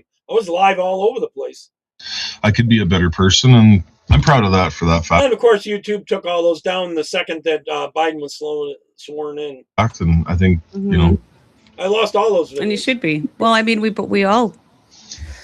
I mean, that was a crash course in chaos. That was a crash course in managing chaos, or trying to manage chaos. Well, then of course I'm thankful that I got to come home after that, because your experience was quite different than that. We traveled to Ottawa. It was you, myself, my son Jonathan, and Zippy in the cab of that truck all the way out to Ottawa. And, we got hotel rooms on the travel on the way out there. You got hotel rooms. Your parents were there in the convoy. Yeah. Jonathan and I slept in the truck all the time, and Zippy too. And, but at the end of it, I had to come home. I came home, with a group of people and a bunch of trucks, and I got to come home. You remained in remand center for how long? 18 days. Yeah, 18 days. Which wasn't terrible. I mean, I survived. I mean, I guess like so many things were so new. Like all of a sudden, like I'm getting arrested, thinking, "Who are you guys? Like, look at me." Like how many videos did we put? John, the reason why they do it at 5 a.m. and this and that is the scare tactic, and this and that. It's a scare tactic. They come in huge numbers with guns at them and all this and that. It's an intimidation, scare thing. Try to get people to say stuff they shouldn't, because they record all of it. Without saying respect the law. Like, I mean, we should be given an award, not the Order of Canada. Thank you very much. But, just for, keeping a thread on that thing, because not only were we dealing with the police, and not only were we trying to get, a meeting or an audience with somebody in the government who had listened to it. I think I've only been back to DC once since then. We were trying to, work with personalities. There was a lot of different personalities there. And some of them were challenging, but it was also, people were constantly coming to help. So there's trying to find, help people find spots. What do we need? Like, it was just constant chaos. But some of it was good chaos, great chaos. And, like Keith Wilson said it best, is like some days, like 1 hour felt like a week. Like we'd be going and getting ready for bed at the end of the night, thinking what happened that morning happened last week. They were very long days. They were very full days. And a lot of that was just like, I was just so bewildered, and that was just nothing that I expected. It was nothing. It was just shocking. Like I said, when did we all become suspects? Canadian citizens are suspects in crimes that they haven't even committed. We're all treated as if we're guilty before proven innocent. Yeah, I know my picture's in the way, but that guy's name is Chris Barber. Innocent. And one of the things that I brought this up, Chris, is because, that first year, and I didn't realize at the time, when you're going through it, like you coming home and getting back home, you just get up and you put one foot in front of the other and you just keep going. And you don't realize it. You have to live your life. 3-0. But looking back now, and I've got a couple projects on the go where I have to tell these stories again, But looking back now, that first year, Moise Karimji tried to throw me in jail 6 days from Sunday. Okay. Every time I turned around, he wanted me in jail. He wanted me in jail just for agreeing to accept an award, right? Like, he wanted me in jail for this pendant. He wanted me in jail for so many things. Every time I turned around, and now looking back, I realized that whole year I was cut off from social media. I wasn't allowed to talk to you. I wasn't allowed to talk to Tom or Danny. Like basically any of the core people, or not any of them. I mean, I still had Ryan and some of the road captains and stuff, but it was just constant looking over your. If Kami Harris had won, they were planning. They had already another 2,500 names they were looking to arrest about January 6th, because it's a kangaroo courts in D.C. you're automatically guilty and you cannot win. Shoulder, you know, if we went as a group to Calgary to some of the It's 100% conviction rate. For truth events, remember how scary that was? Hats off to Keith and Eva. You know, Keith would be my watcher and Eva would be yours, and they would just constantly spend the whole night making sure we didn't cross paths in the crowd somewhere. It was hilarious. Thinking they back, had to be in every single photo. Yep. Right? And that didn't even stop them from arresting you. You were in a room full of lawyers and you were arrested. Yeah. Come on. But, you know, I just want to tell this story really quickly, and it's about my dogs. And this is why I'm going to tell you this, because this is when it really hit me. I got my dogs from an old neighbor of mine who passed away. And she lived beside me. We were neighbors in the flats for a long time, and we became great friends. And I was a single mom. She was an old lady, basically estranged from most of her children. And that relationship continued after I moved. I would bring her over to our house for Thanksgiving. I'd pick her up and take her down to the bar when we were playing because she loved music. So she'd come down and catch a set, but she didn't drive. So I'd grab her. You know, we had a really, really close relationship. In January 2nd of 2023, so almost a year after the convoy and a year after all this stuff, and I've done another month in jail because I was arrested. The other thing, Rod, we're having a lot of trouble with having getting convictions against them because it's a very biased areas. When you try to get grand juries in that, they aren't doing the indictments on a lot of, like you try to put a Biden up on there, and if it's in DC, you're not going to get it on that breach. I was coming home from coffee one morning and I just had this strong feeling that I needed to call her. And I did, because I had a strong feeling about my grandma 2 days before and I didn't. And she broke her ribs the next day. So I stopped home. I said, Dwayne, I'm just going to run down and see Lynn real quick. I just feel like I got to go check in and see her and give her a hug and say hi. So I did. And she opened the door and I knew immediately something was wrong. Like her color was off. Her house was unkempt and dirty, which is not like her. She had 2 dogs, 3 cats, and 4 birds. So anyways, we sat down, we're hugging and we're crying. Like she's just got out of the hospital after having a massive heart attack. I found out. I've just been through like all of our stuff. You know what I mean? And so we were talking, and after a while, I looked around her house and I said, Lynn, do you have anybody helping you? And she said, no.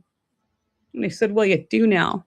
He said, I'll be back tomorrow. I'm going to bring some cleaning stuff. We're going to get this place, you know, whatever you need, trips to the doctor, any appointments, anything.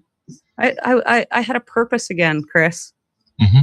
And so I went to her house the next day, cleaned her house all up, did all her bedding, made her a fresh. They should have been able to get different venues for this stuff.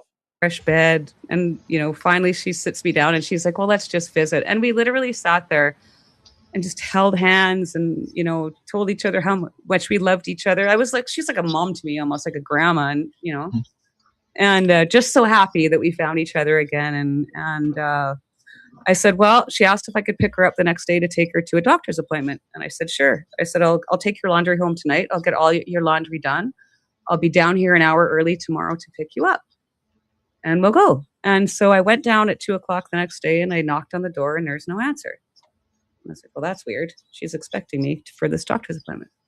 So I knocked on the door again, no answer. You know, I went around the house, knocked on all the windows, and finally I phoned the police. And I found out she passed away that morning. And I was devastated. Like, absolutely. I cried. I was distraught for 3 or 4 days, like just crying uncontrollably. That one would be hard. Partly because, number one, obviously I was sad that she passed away because she meant a lot to me. Second, out of gratitude to God, because who gets that chance? Who gets that time to go and say goodbye? And just, you know what I mean? Mm-hmm. And thirdly, because for the first time in a year, I felt like I had a purpose again. And I just, in telling this story the other day, I realized, you know, here the rest of the world is calling me a hero, and not the rest because some people hate me, but you know, we get called all these names, and I'm just thinking like all I wanted to do was look after this old lady, just, you know, because I had to feel like I had a purpose again. And so, sorry to be emotional, but anyways, I bring it up because I think that so much stuff happened, and at the time you don't realize it, but looking back now, it's just like, wow, how did we get through all this to this day with our sanity intact. You know what I mean? It takes away from it. I know I've lost, 2 trucking buddies in the last 4 years, I guess. You know what? I look at my cell phone and my Snapchat notifications, and I don't answer everybody. I can't physically answer everybody, but I know both of these friends that took their lives in the last bunch of years. If I think to myself, did I open their Snapchat or their message? Yeah, I forgot to mention some of these truckers have taken their lives because of this. It's very similar to the J6ers. And didn't reply to it or respond to it anyway. And, not that would have had any bearing on the decision they took at the end of the day, probably not. And I know that, but, would it have mattered? And, yeah. I just think these things eventually will take, they have to take an emotional toll. And, I'm really proud, Chris, of both you and me, how we have had, this has been an enormous amount of pressure. I mean, people don't realize the stuff that we have. My first phone call today was with a lawyer. Your lawyer's calling you. We've got civil suits. We've got criminal cases. We've got appeals. I never thought I would have this many lawyers in my life.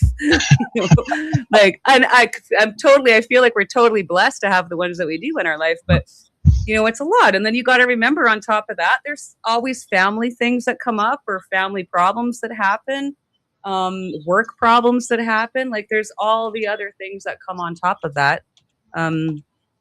And that come with it. And I just think, for the most part, I think both of us have tried to handle this as well as we can. And I'm certainly not as naive as I used to be. I can tell you that. Yeah, Tamara and I have had many conversations about that. I know the Tamara that I met in Ottawa, I make this joke every now and then privately. I'll say, Tamara is such a trusting person. If you walked up to her and said, hey, can I just have your bank number? I'm just manage. You would think the best of that person and trust them solely. And we've made a kind of agreement, a pact now, where if we see somebody enter the circle and I get a bad feeling off of it, I will say, no, we need to watch this person. And this happened many times in the past. And yeah, it has. You trust the wrong person, and you wind up, then you're.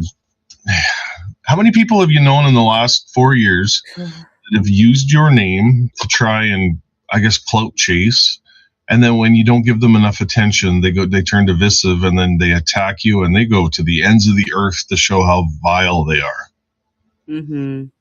It happens. And it's really too bad. Don't go away mad, just go away. Yeah. I mean, that's just how I get to. I don't dwell on that stuff anymore. I have just got to the point, especially since the convoy, because I really used to be, before this, such a people pleaser. I didn't like it if people didn't like me. I used to be very codependent. I've had to do a lot of work on myself to get past a lot of. This is why I can recognize so many of these characteristics and behaviors in other people, is because been there, done that, played the game. I've been through therapy. I've been through marriage counseling. I've been through all that stuff.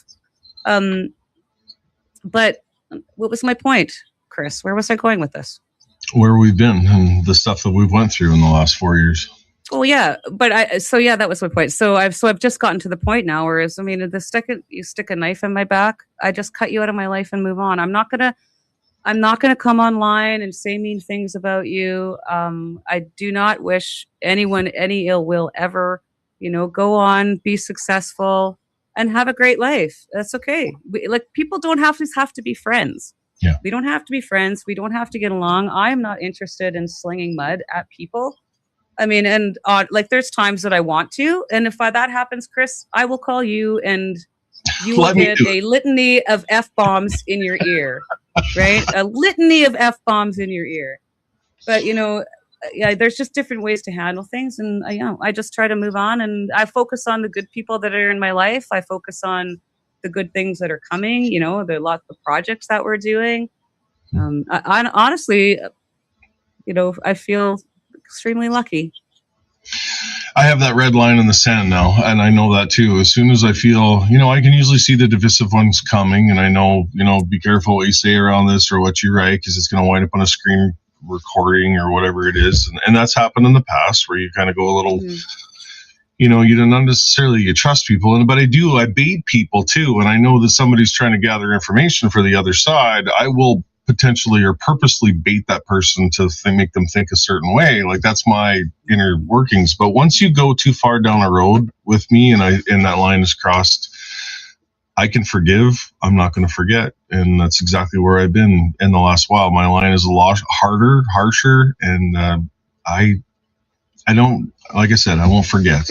I'll forgive, but I just won't ever have anything to do with those people again. So. Yeah. Well, that's all we can do.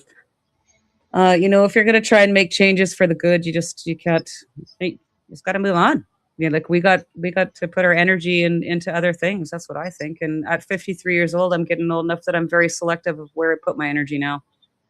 That's like 9 o'clock. I think I was in bed at 9:30 last night. Watched an episode of Dexter, and I fell asleep. I was done. But that's my nights now. Body hurts at the end of the day from what you were doing, and like I said, I don't have to worry about breaching a court order with sneaking out of the house in the middle of the night and going across the guardrail. There's nowhere for me to go anyway. But my parents need help every now and then up at their farm, and I'm able to go give them a hand if it needs to happen, which I'm thankful for. I was given that authority through my probation or through the judge. Every time I honk the big horn and Big Red, and so I just give them a little toot on the little steering wheel horn, because I know Mom and Dad are sitting in the sunroom having their coffee. But Dad phoned me one morning and he said, "I quit with the little horn. We want to hear Red's big horn when you go by." So I'm scared I should have a sippy every time I go by. Nice. Oh, that's good. Yeah, I mean, there's such great people, and there's lots of people in the comments here that said just do it. So maybe I will. Was it $50,000, $60,000? Closer to 60, yeah. Okay. Well, see, look, they're getting lots of love. Hi, Dan and Judy. Absolutely. My parents are two of our biggest supporters. Mom and Dad are there. They proudly wear their Big Red hoodies when they go out in public, and Dad uses it as a conversation piece. He takes part in a lot of RM Council, like the SARM convention for Regina. He was at an APAS meeting this week in Saskatoon for the agriculture community in the RM. He's very active within local government, and so he wears his Big Red hoodie, and a lot of people know who he is, and it starts a conversation when they see the Big Red on his jacket. And I'm the luckiest kid in the world to have those two as parents. They've showed me how to raise children properly, and I think I've done a half-ass acceptable job on that side. But more than that, they've been, raised on the farm and learning on the farm and working with, animals that. Who hasn't been in the shop, when Dad's been doing a set of brakes on the family car, and you have to, pump the brake pedal inside the cab with him, trying to bleed the screws underneath on each wheel. Like that is it can be an emotional, traumatizing job for a child. Yeah, that's right. Emotional damage. Yeah. But no. Just hold and flashlight. Exactly, yes. I hated flashlight duty. I don't want to do it. Just kidding. I agree. I have great parents too. I mean, I always laugh that my family put the fun in dysfunction, but honestly, we loved each other. We were very close. I learned a lot of valuable lessons from my parents. We always had foster kids. People, they were always helping people, and yeah. So I think I'm gonna go a little fast in person for a license plate. A haggard old piece of tin that's seen so many bug guts and rocks, and but it made her day. So I'm glad I was able to do that for her. Good. Yeah, I know she loved it. Have you heard anything about when our appeal is going to be heard? Actually, I just talked to Lawrence a couple of days ago, but I didn't even ask him. I was talking to him about a completely different matter. So I thought the appeal would be at the Court of Appeals 6 to 8 months following our sentence. So we're at the 6-month mark. I thought we'd be hearing something soon. I would imagine. Does anyone know what they're appealing? I mean, they've already been sentenced and they've gone through the time. So, or are they fighting? Is the government still trying to put them back in jail? That's called. I haven't talked to my lawyers in Ottawa for quite some time, and one just called there now, so I'll call her back later after the show, and hopefully everything's good. I don't know. What are your thoughts on the thing hitting the appeals court? Like, when they hear it, are they going to look at the case in its entirety and say these guys spent 60 days in trial, 2 years over the course of the thing. Like, are we wanting to waste any more court time on a mischief charge? Is that what the appeals court's going to say? Or are they going to say, no, we want these bastards in jail? Well, look what just happened to Randy Hillier, and I think that will answer your question. Yeah. I think they're in this. I think they're out for I think a lot of people are in listing mode, Rob. blood. I got a good section coming up after this in about 10 minutes. Or in about 7 minutes. I think they have dug their heels in so far that, I mean, all the evidence in the world can and could hit them literally in the face. And I mean, the next section you'll definitely want to be watching. So some of it's kind of visual more than by sound. You definitely want to watch it at the bottom of the hour here. I mean, I sat through that whole trial. There is not one stitch of evidence of me ever committing the crime of mischief. No. You know, I didn't see you commit any crimes of mischief. I saw you be sarcastic and make jokes that maybe not everybody liked or appreciated. Yeah. But I didn't see you commit any crimes. You know, No. even in your video that they said that you commit crimes. What is a horn for? So they basically got arrested, sort of like the J6ers and everything, for mischief. It's in the Traffic Safety Act. It's a horn when you're in an emergency. What were you advising people to do? If people are going to come start breaking down your windows, lay on those horns. It's an emergency. John and everybody, you'll definitely want to be watching at the bottom of the hour. Watching the Crown try and distort I got another video, but it's important to watch. every single thing you said during the course of that time. You know, yeah. How do you go home and look at your family in the eyes and say, hey, kids, you know, and that was the other thing. The Crown prosecutor brought his family to court one day and introduced us to his 2 children and his wife. And I thought, oh, you're nice It's a video called The Great Reset. I played it a long time ago on here. people. And I shook all their hands and said hi and was very pleasant. But I'm like, then I watched the horrible side of him just go ballistic on, you know, anything he could use against you. And you could always tell the back of his neck, right? When he was sitting in there, his neck would get really red when he got angry. Oh, his whole head. His whole head. It was bald It's as still a 3-0 cute ball. in that game. My instinct Well, is that's the thing. to want to like him, but I was very friendly to him everyone. I'm a very friendly person. And then finally I remember, like, by that time when it was bring your kid to the Crown prosecutor longest mischief trial of all time day, I was like, first of all, why does this guy have his kids here? Anyways, whatever. I get it. And I saw you shaking their hand, and I think I said something to you that day. I was like, you know, you're so nice, Chris. Like, usually it's me that's the nice one, but you know, this man's trying to put you in jail for 10 years. And I stopped being nice. I wasn't rude, but I stopped smiling and I stopped saying good morning. Why am I going to say good morning to someone who's got a big smile on his face when I'm going to walk in that courtroom and he is going to try to twist my words and make me seem like a monster? He's trying to convince somebody that doesn't know me sitting up behind that desk that I am the worst monster of all time and I need to be in jail for 10 years. He is not my friend. I stopped smiling. I do not smile. I don't shake his hand. I don't talk to them at all. his mother died unexpectedly, and you know he couldn't attend court, and then of course Legacy Media, you know, posted. I have the screenshots on my phone somewhere too. Wow. That both of my parents died unexpectedly. They didn't report the proper story that his mother died unexpectedly. Can't imagine why. There's a yeah. That's right. Well, we got 15 minutes before we call it a night and I go eat supper. Let's talk to some of these people. Yeah, we got some questions in the thing. Tasha, are you watching any questions in there that you could throw up there? Throw a good one at us. Let's see. I got called Illuminati the other day. I was I was going to bring that up. Somebody sent me a screen recording. And I like this guy. His name is Alex, and most people know him on social media, but he's very well articulated. He's very intelligent. But everybody is a co-opted Illuminati, like, where the hell? I don't even know what the proper terminology for Illuminati is. What is that exactly? Yeah. Something to do with like Freemasons or... Let's see. I don't know.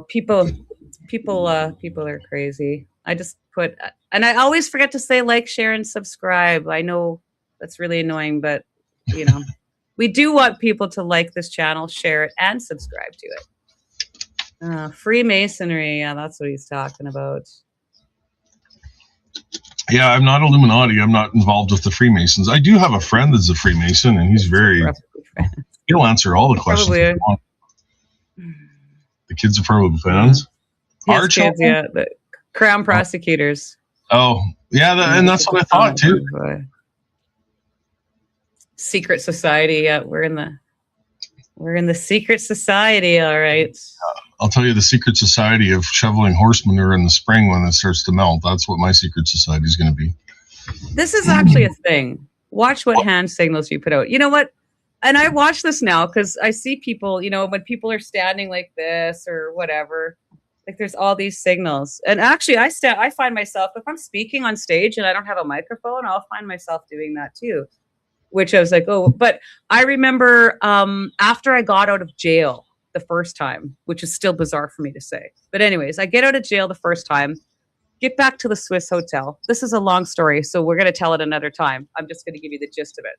Anyways, Thomas is worried, you know, because there's all these rumors. Of course, I've been in jail for 18 days, and there was a Russian guy that was at the Swiss hotel that night that he was worried about because, of course, everyone's trying to tie us to the Russians. Anyways, just a complete stranger. Anyhow, he brings out this picture and he says that he was getting a lot of emails because there's a picture of me squatting down like this and my hands like this. Can you see it like this? Oh. So I'm down on my hands and, you know, resting on my knees, my elbows on my knees. But I was smoking a cigarette at that point, and I hate having my picture taken smoking. So as we went down, it was, I think, a picture with Carl, actually, our good friend Carl DeVille. And so I flipped my cigarette back and sat down and just rested it, hiding it behind my fingers as we took this photo.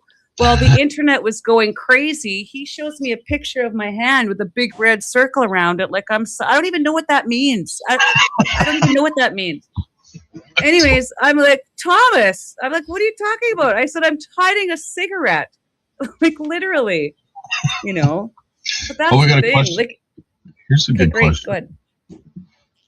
Like this one. It's your hockey team. Well, drill season starts here shortly, and then we'll get into pulling drills, and we're stuck in, you know, usually a lounge in the evenings after dark. So the last few years I've been cheering for Edmonton. The Oilers, I was an Oilers fan growing up as a kid. Of course, Wayne Gretzky. And okay, I'm going to switch videos. I'm going to preset this one a little bit. It's called the Beyond the Great Reset. Someone made this. It's really good, but you kind of have to be watching instead of listening. So hopefully you enjoyed that. That was I hadn't watched this whole thing myself. I just definitely nowhere, and I wanted to hear this myself, actually, kind of. But this is really good. It really gets to the point of what we were going through, the Great Reset. I'll probably pause a little bit and talk about it a little bit during it. Here we go. Oh, it's animated. Beyond the Red Reset. They did a fantastic job on this.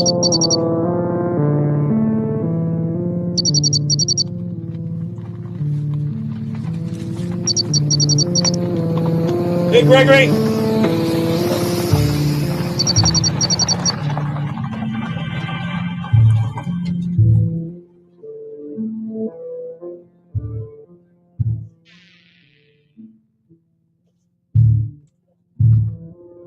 It's all tied in, Rod.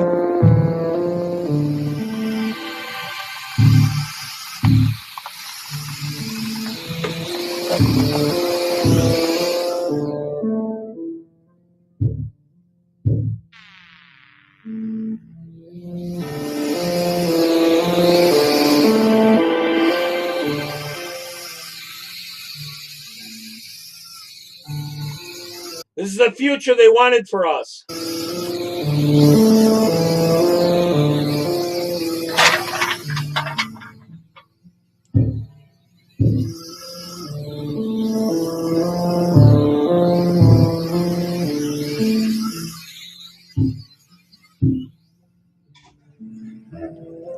Oh, you're way out there, Gregory. Way out there.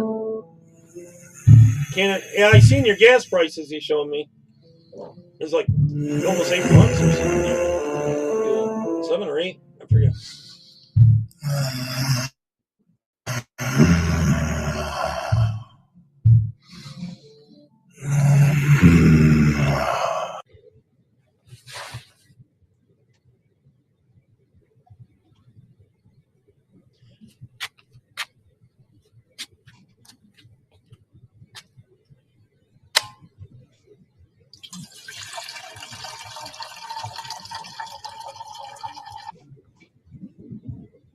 Hell no, I agree.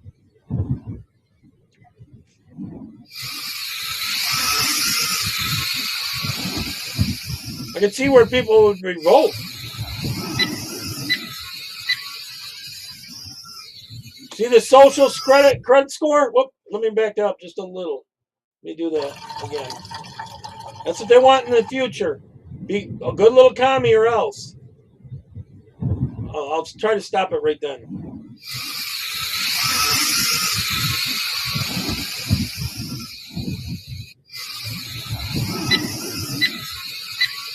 See, social credit score. That's what they're going for now. Good little commie or else.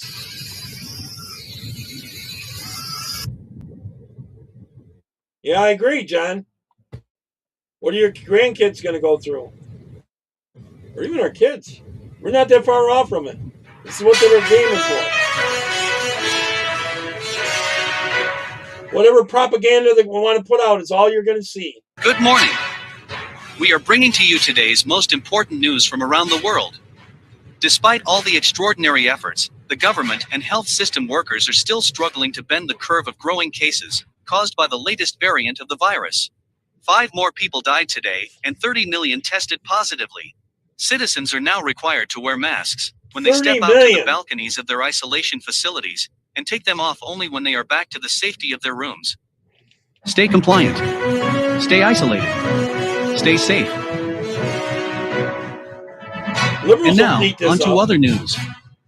As the whole planet went on the righteous crusade against climate change and global warming, we are excited to spread the word about another successful project. As science tells us, during the night, plants release CO2 into the atmosphere. CO2, plants are the ones that absorb it.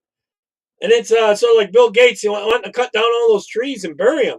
Did you see that, where he was buying all these land with trees and cutting them and burying them under the ground? CO2 is a powerful greenhouse gas that dramatically contributes to global warming. But don't worry. The opposite. Almost 100,000 square miles of South American rainforest has been cleared, and this area is used to construct one of the largest solar panel fields in the world that will provide us with a tremendous amount of clean energy. We will keep fighting the deadly forests and defeat climate change. Sounds like China bought all that land up. That is all for today. Stay tuned for tomorrow's news. Well, in the future, how are the kids going to know any different, when they're told lies over and over and over again?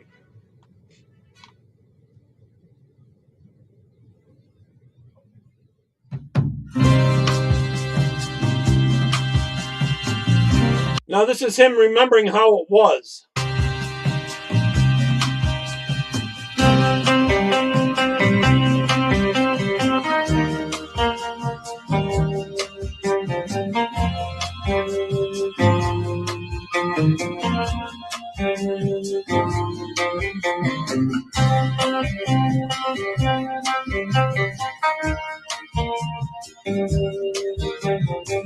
In the future, they won't let you do that.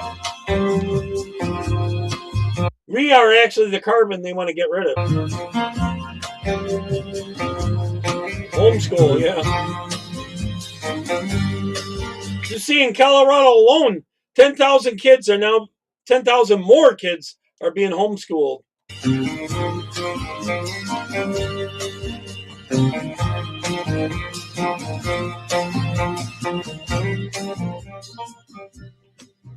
John, they're going to try to take the homeschooling away from us, though.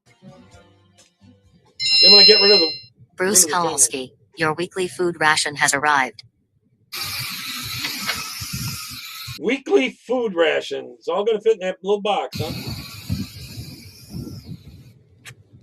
That's your whole food for the whole week.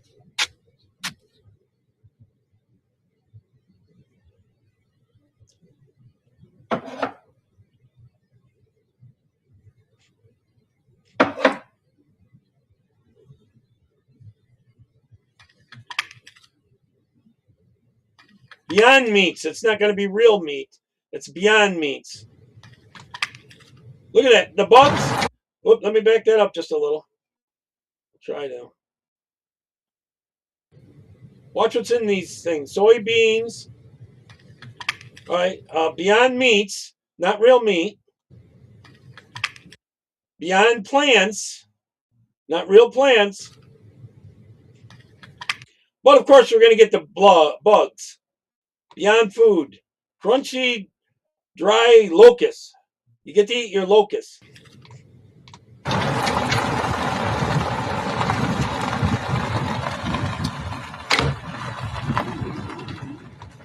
Same thing in Illinois, trying to take away the whole homeschooling there.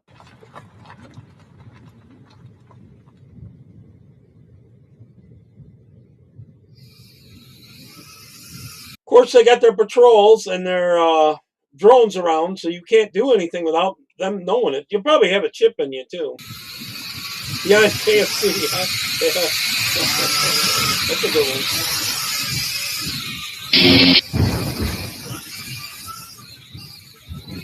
Mask up your nose.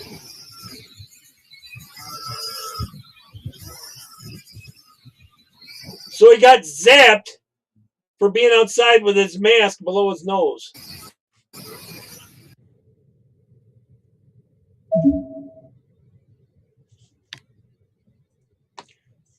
Look at the things that they're going to let you watch. The drag queen thing. Snow White with a dude in a dress. Through the years of mockery. So it's a dude winning the women's weightlifting. It's about transgender stuff. Okay, Greenfields. Well, I should have backed that up just up there and right here. I'll show it again. I didn't stop it in time. Right here, Greenfields. You get one plant. That's your Greenfields. I wouldn't watch any of that crap. The Godfather movie is... This is the future they want for us. ...banned from our database for misrepresentation and stereotypization of the Italian community. It's basically 1984 on steroids, if you've ever seen that movie. Pulp Fiction movie is banned from our database for excessive violence and racist content. We've been singing the over movie 1984 never existed. I agree, Gregory.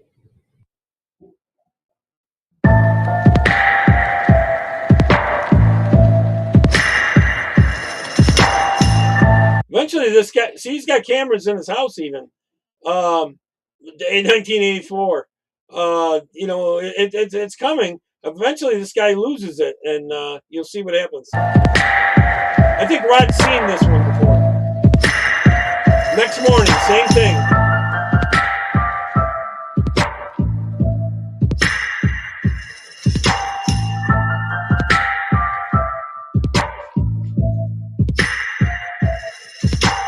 He's going to see what happens to someone else who loses it. Now, they've separated him from his wife. You're not going to, you know, they're going to get rid of the family. These socialists are going to get rid of the family. See, each day he's getting up a little later. He's giving the camera a finger.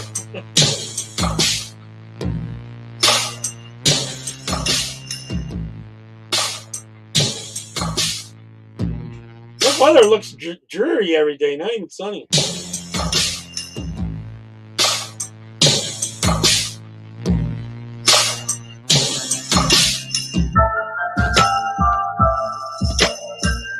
Oh, I thought you have seen it.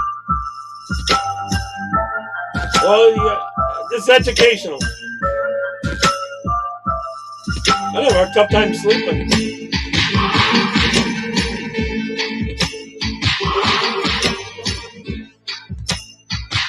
Day after day after day, you're basically in a prison. Smog, yeah, there you go. If they cut down all the trees, you would have smog. Same food. You're in a prison.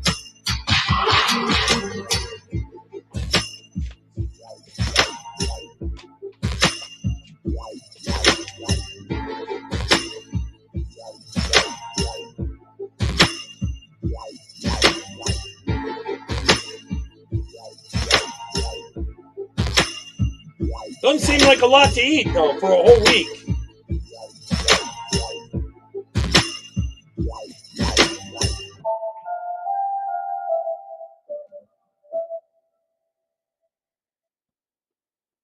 Stay compliant. Stay isolated. Stay safe. And now, on to other news. Say goodbye to cows and beef. As you might know, cows and livestock agriculture in general is a source of methane, a powerful greenhouse gas. Cows fart, and the temperature on Earth rises 1 degree with each cow fart, contributing to global warming. This is why the authorities 1 degree for every time a cow farts? Are you kidding? Started a cow extermination program, and today the last herd of cows has been dealt with. The Earth has officially become a cow-free planet, and climate change is finally under control. You might That means no meat or milk or anything. get concerned. Where would we obtain our proteins from? Chicken and Oh, the Bill Gates wanted this, Gregory. They want this. The globalists, I mean, they're going to eat meat, but we're not going to get it. pork are not commonly accessible products, and beef is gone now. Do not worry. The whole jab was leading toward this, Gregory. Hundreds of alternative protein manufacturing facilities They have to lock down our communications, lock down our information, and then lock down us. have been constructed on each continent. They process thousands of tons of protein-rich food. This alternative food contains way more protein than beef. It is cheap to cultivate and it There's difference in the types of protein for you, though. There's better ones like spike proteins, protein, but it's not good for doesn't contribute to global warming. Kudos to science and green agenda. That is all for today. Stay tuned for tomorrow's news. This gets worse. Bruce Kowalski. Your monthly universal basic income has been deposited into your account. For more information, press Watch how much he details. gets. You have been paid 2,000 central bank digital tokens. The following fees are being deducted: accommodation fee, food ration fee, recycling fee, clean energy fee, personal greenhouse gas emissions fee, climate change fee, diversity fee. Your current remaining balance is 5 central bank digital. To catch that, he gets 5 things left over. 5 digital things out of 2,000 left. And if you step out of line, you're not even going to get that. Tokens, and if not spent, it will expire in 7 days. Yeah, Kirk.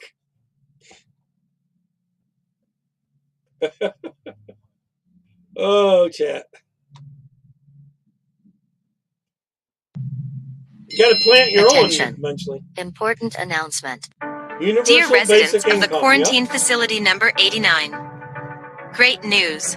Here at Nova Gene Labs, we grant you a chance to participate in the trials of our new drug, which has been developed by our research New jabs, they want to experiment on you. team.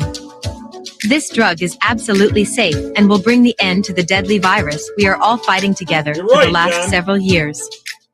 Those of you who chose to participate will get a significant social credit score boost. As the result, you will be relocated to a superior Sticker the carrot. You know. isolation facility, receive a higher universal basic income, and become eligible for an improved food ration. Should you Did you see the foods they were offering? If you get the jab? choose to participate in the Nova Gene Labs clinical trials program, our specialist will visit you within the next few hours, make an injection, and will be daily monitoring your condition online. Your participation is very Now watch what happens to those who take the shot. important to us and the rest of the world. Make a difference. Follow the science and make the right choice. Nova Gene Labs is not responsible for any side effects, injuries, or death followed after the injection. Disclaimer. Sorry to hear that.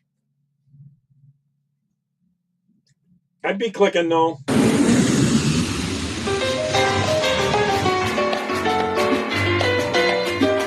Now he's remembering the way it was. This is him dreaming again.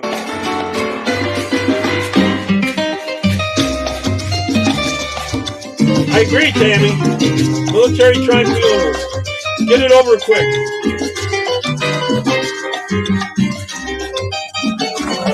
No more years of fighting them.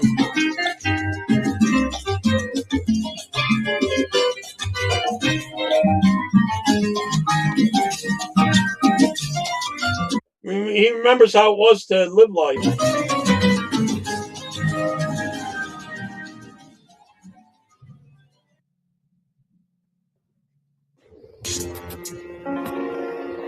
Same guy waving to him every day.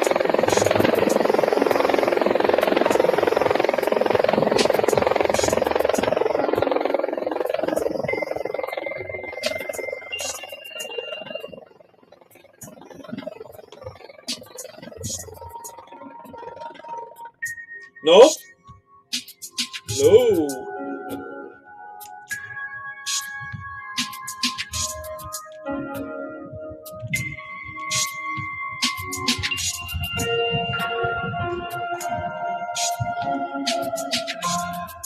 Nope.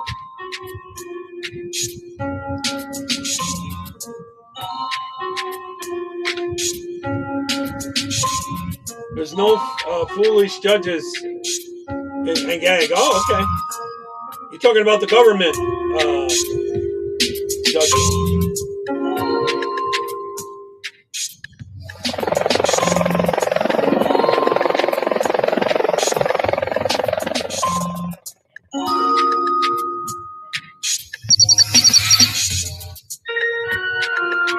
So they came and gave that guy a jab, I guess.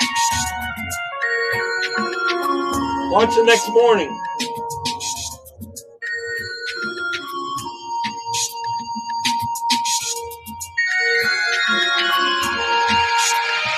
The guy that he's always waving.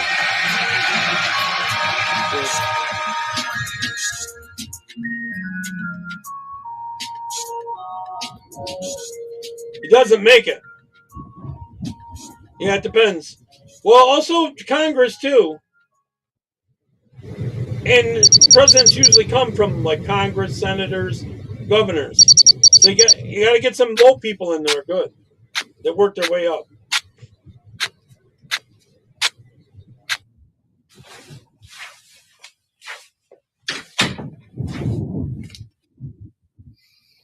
Got a recycling bin.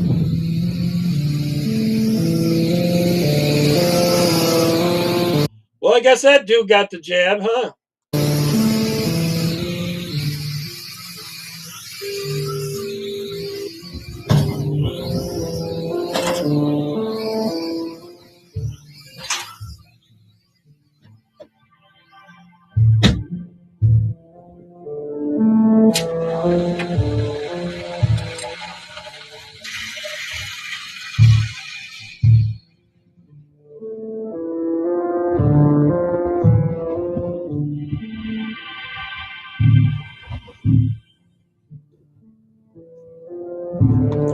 Of course, that won't be on the news.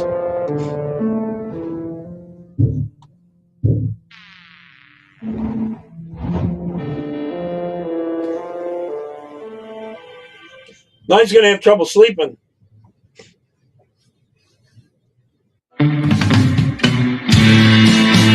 He's remembering it back when he had a wife and how it got here.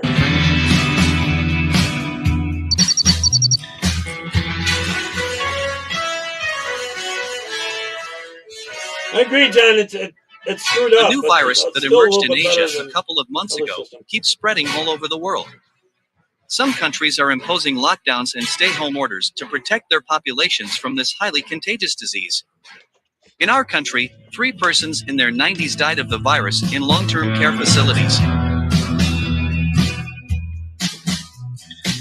See, he's not wearing a mask. She is. She's the liberal. He's the conservative.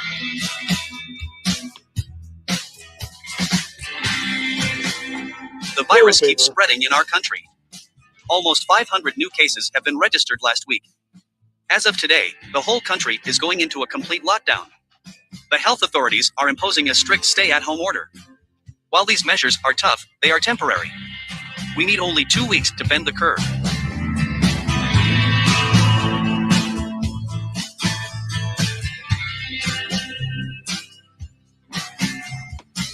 There's a scare tactic propaganda.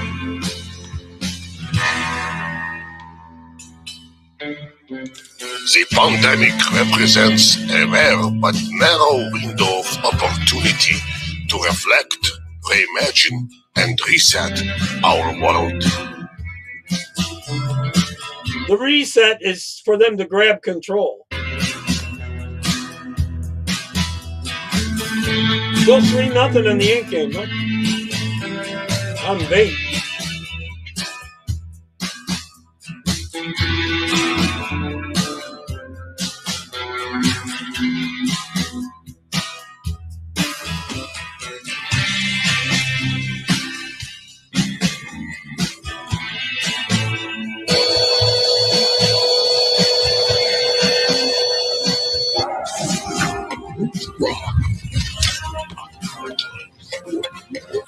It's very hard on them from both of them being locked up in the same house all the time.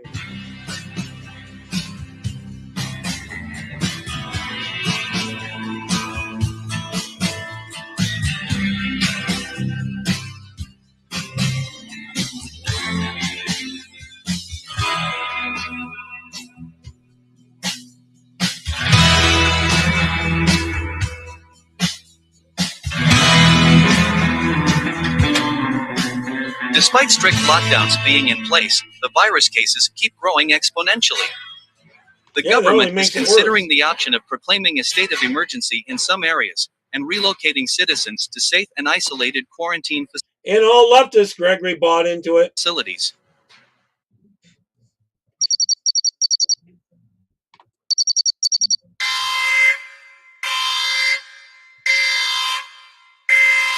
Yep, I agree, Gregory, on a bummer.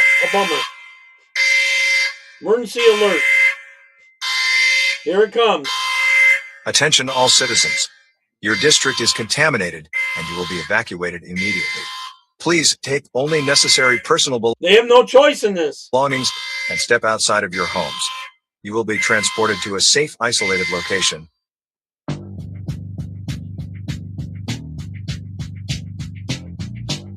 The book he took was The Great Reset.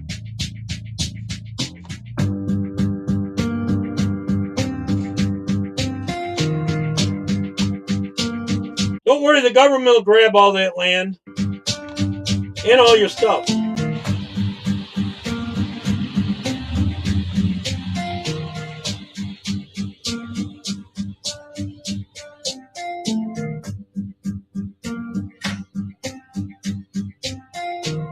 Why do they need all those guards? It's supposed to be voluntary.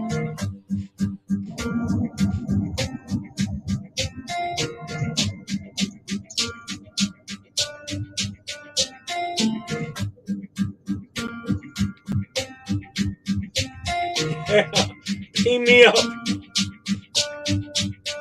Gregory, this is what they're trying to do to us.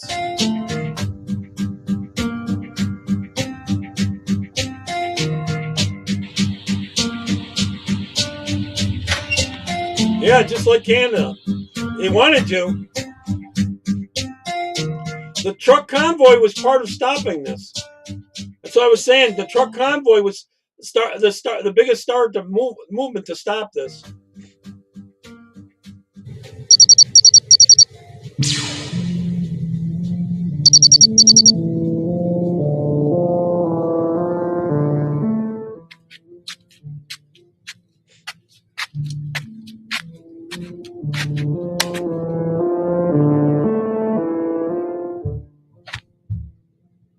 He's thinking of trying to get out of here. He's going to be in trouble. See, they got that thing on his wrist? Trying to track him.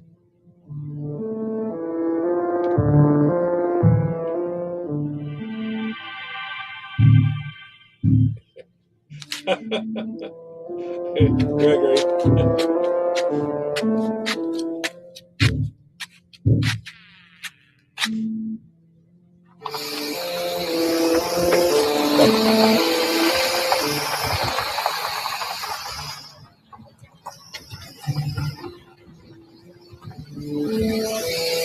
Because he's not wearing a mask.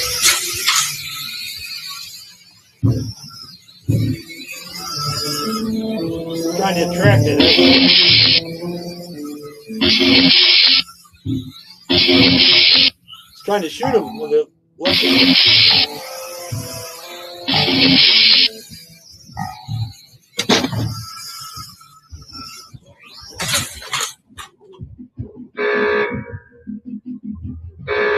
Attention. Non-compliant resident alert. It's going to be a bloodbath. I agree, Kurt. Attention. Non-compliant resident alert. Attention. Non-compliant resident alert. Attention. Non-compliant resident alert. Attention. Non-compliant resident alert.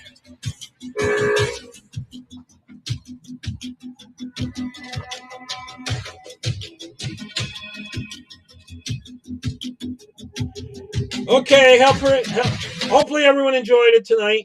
I should be on over the weekend at 6 p.m. both days. All right, take care. God bless. Hopefully everyone got something out of that. I don't know. We'll see. Take care. See you tomorrow. Bye bye.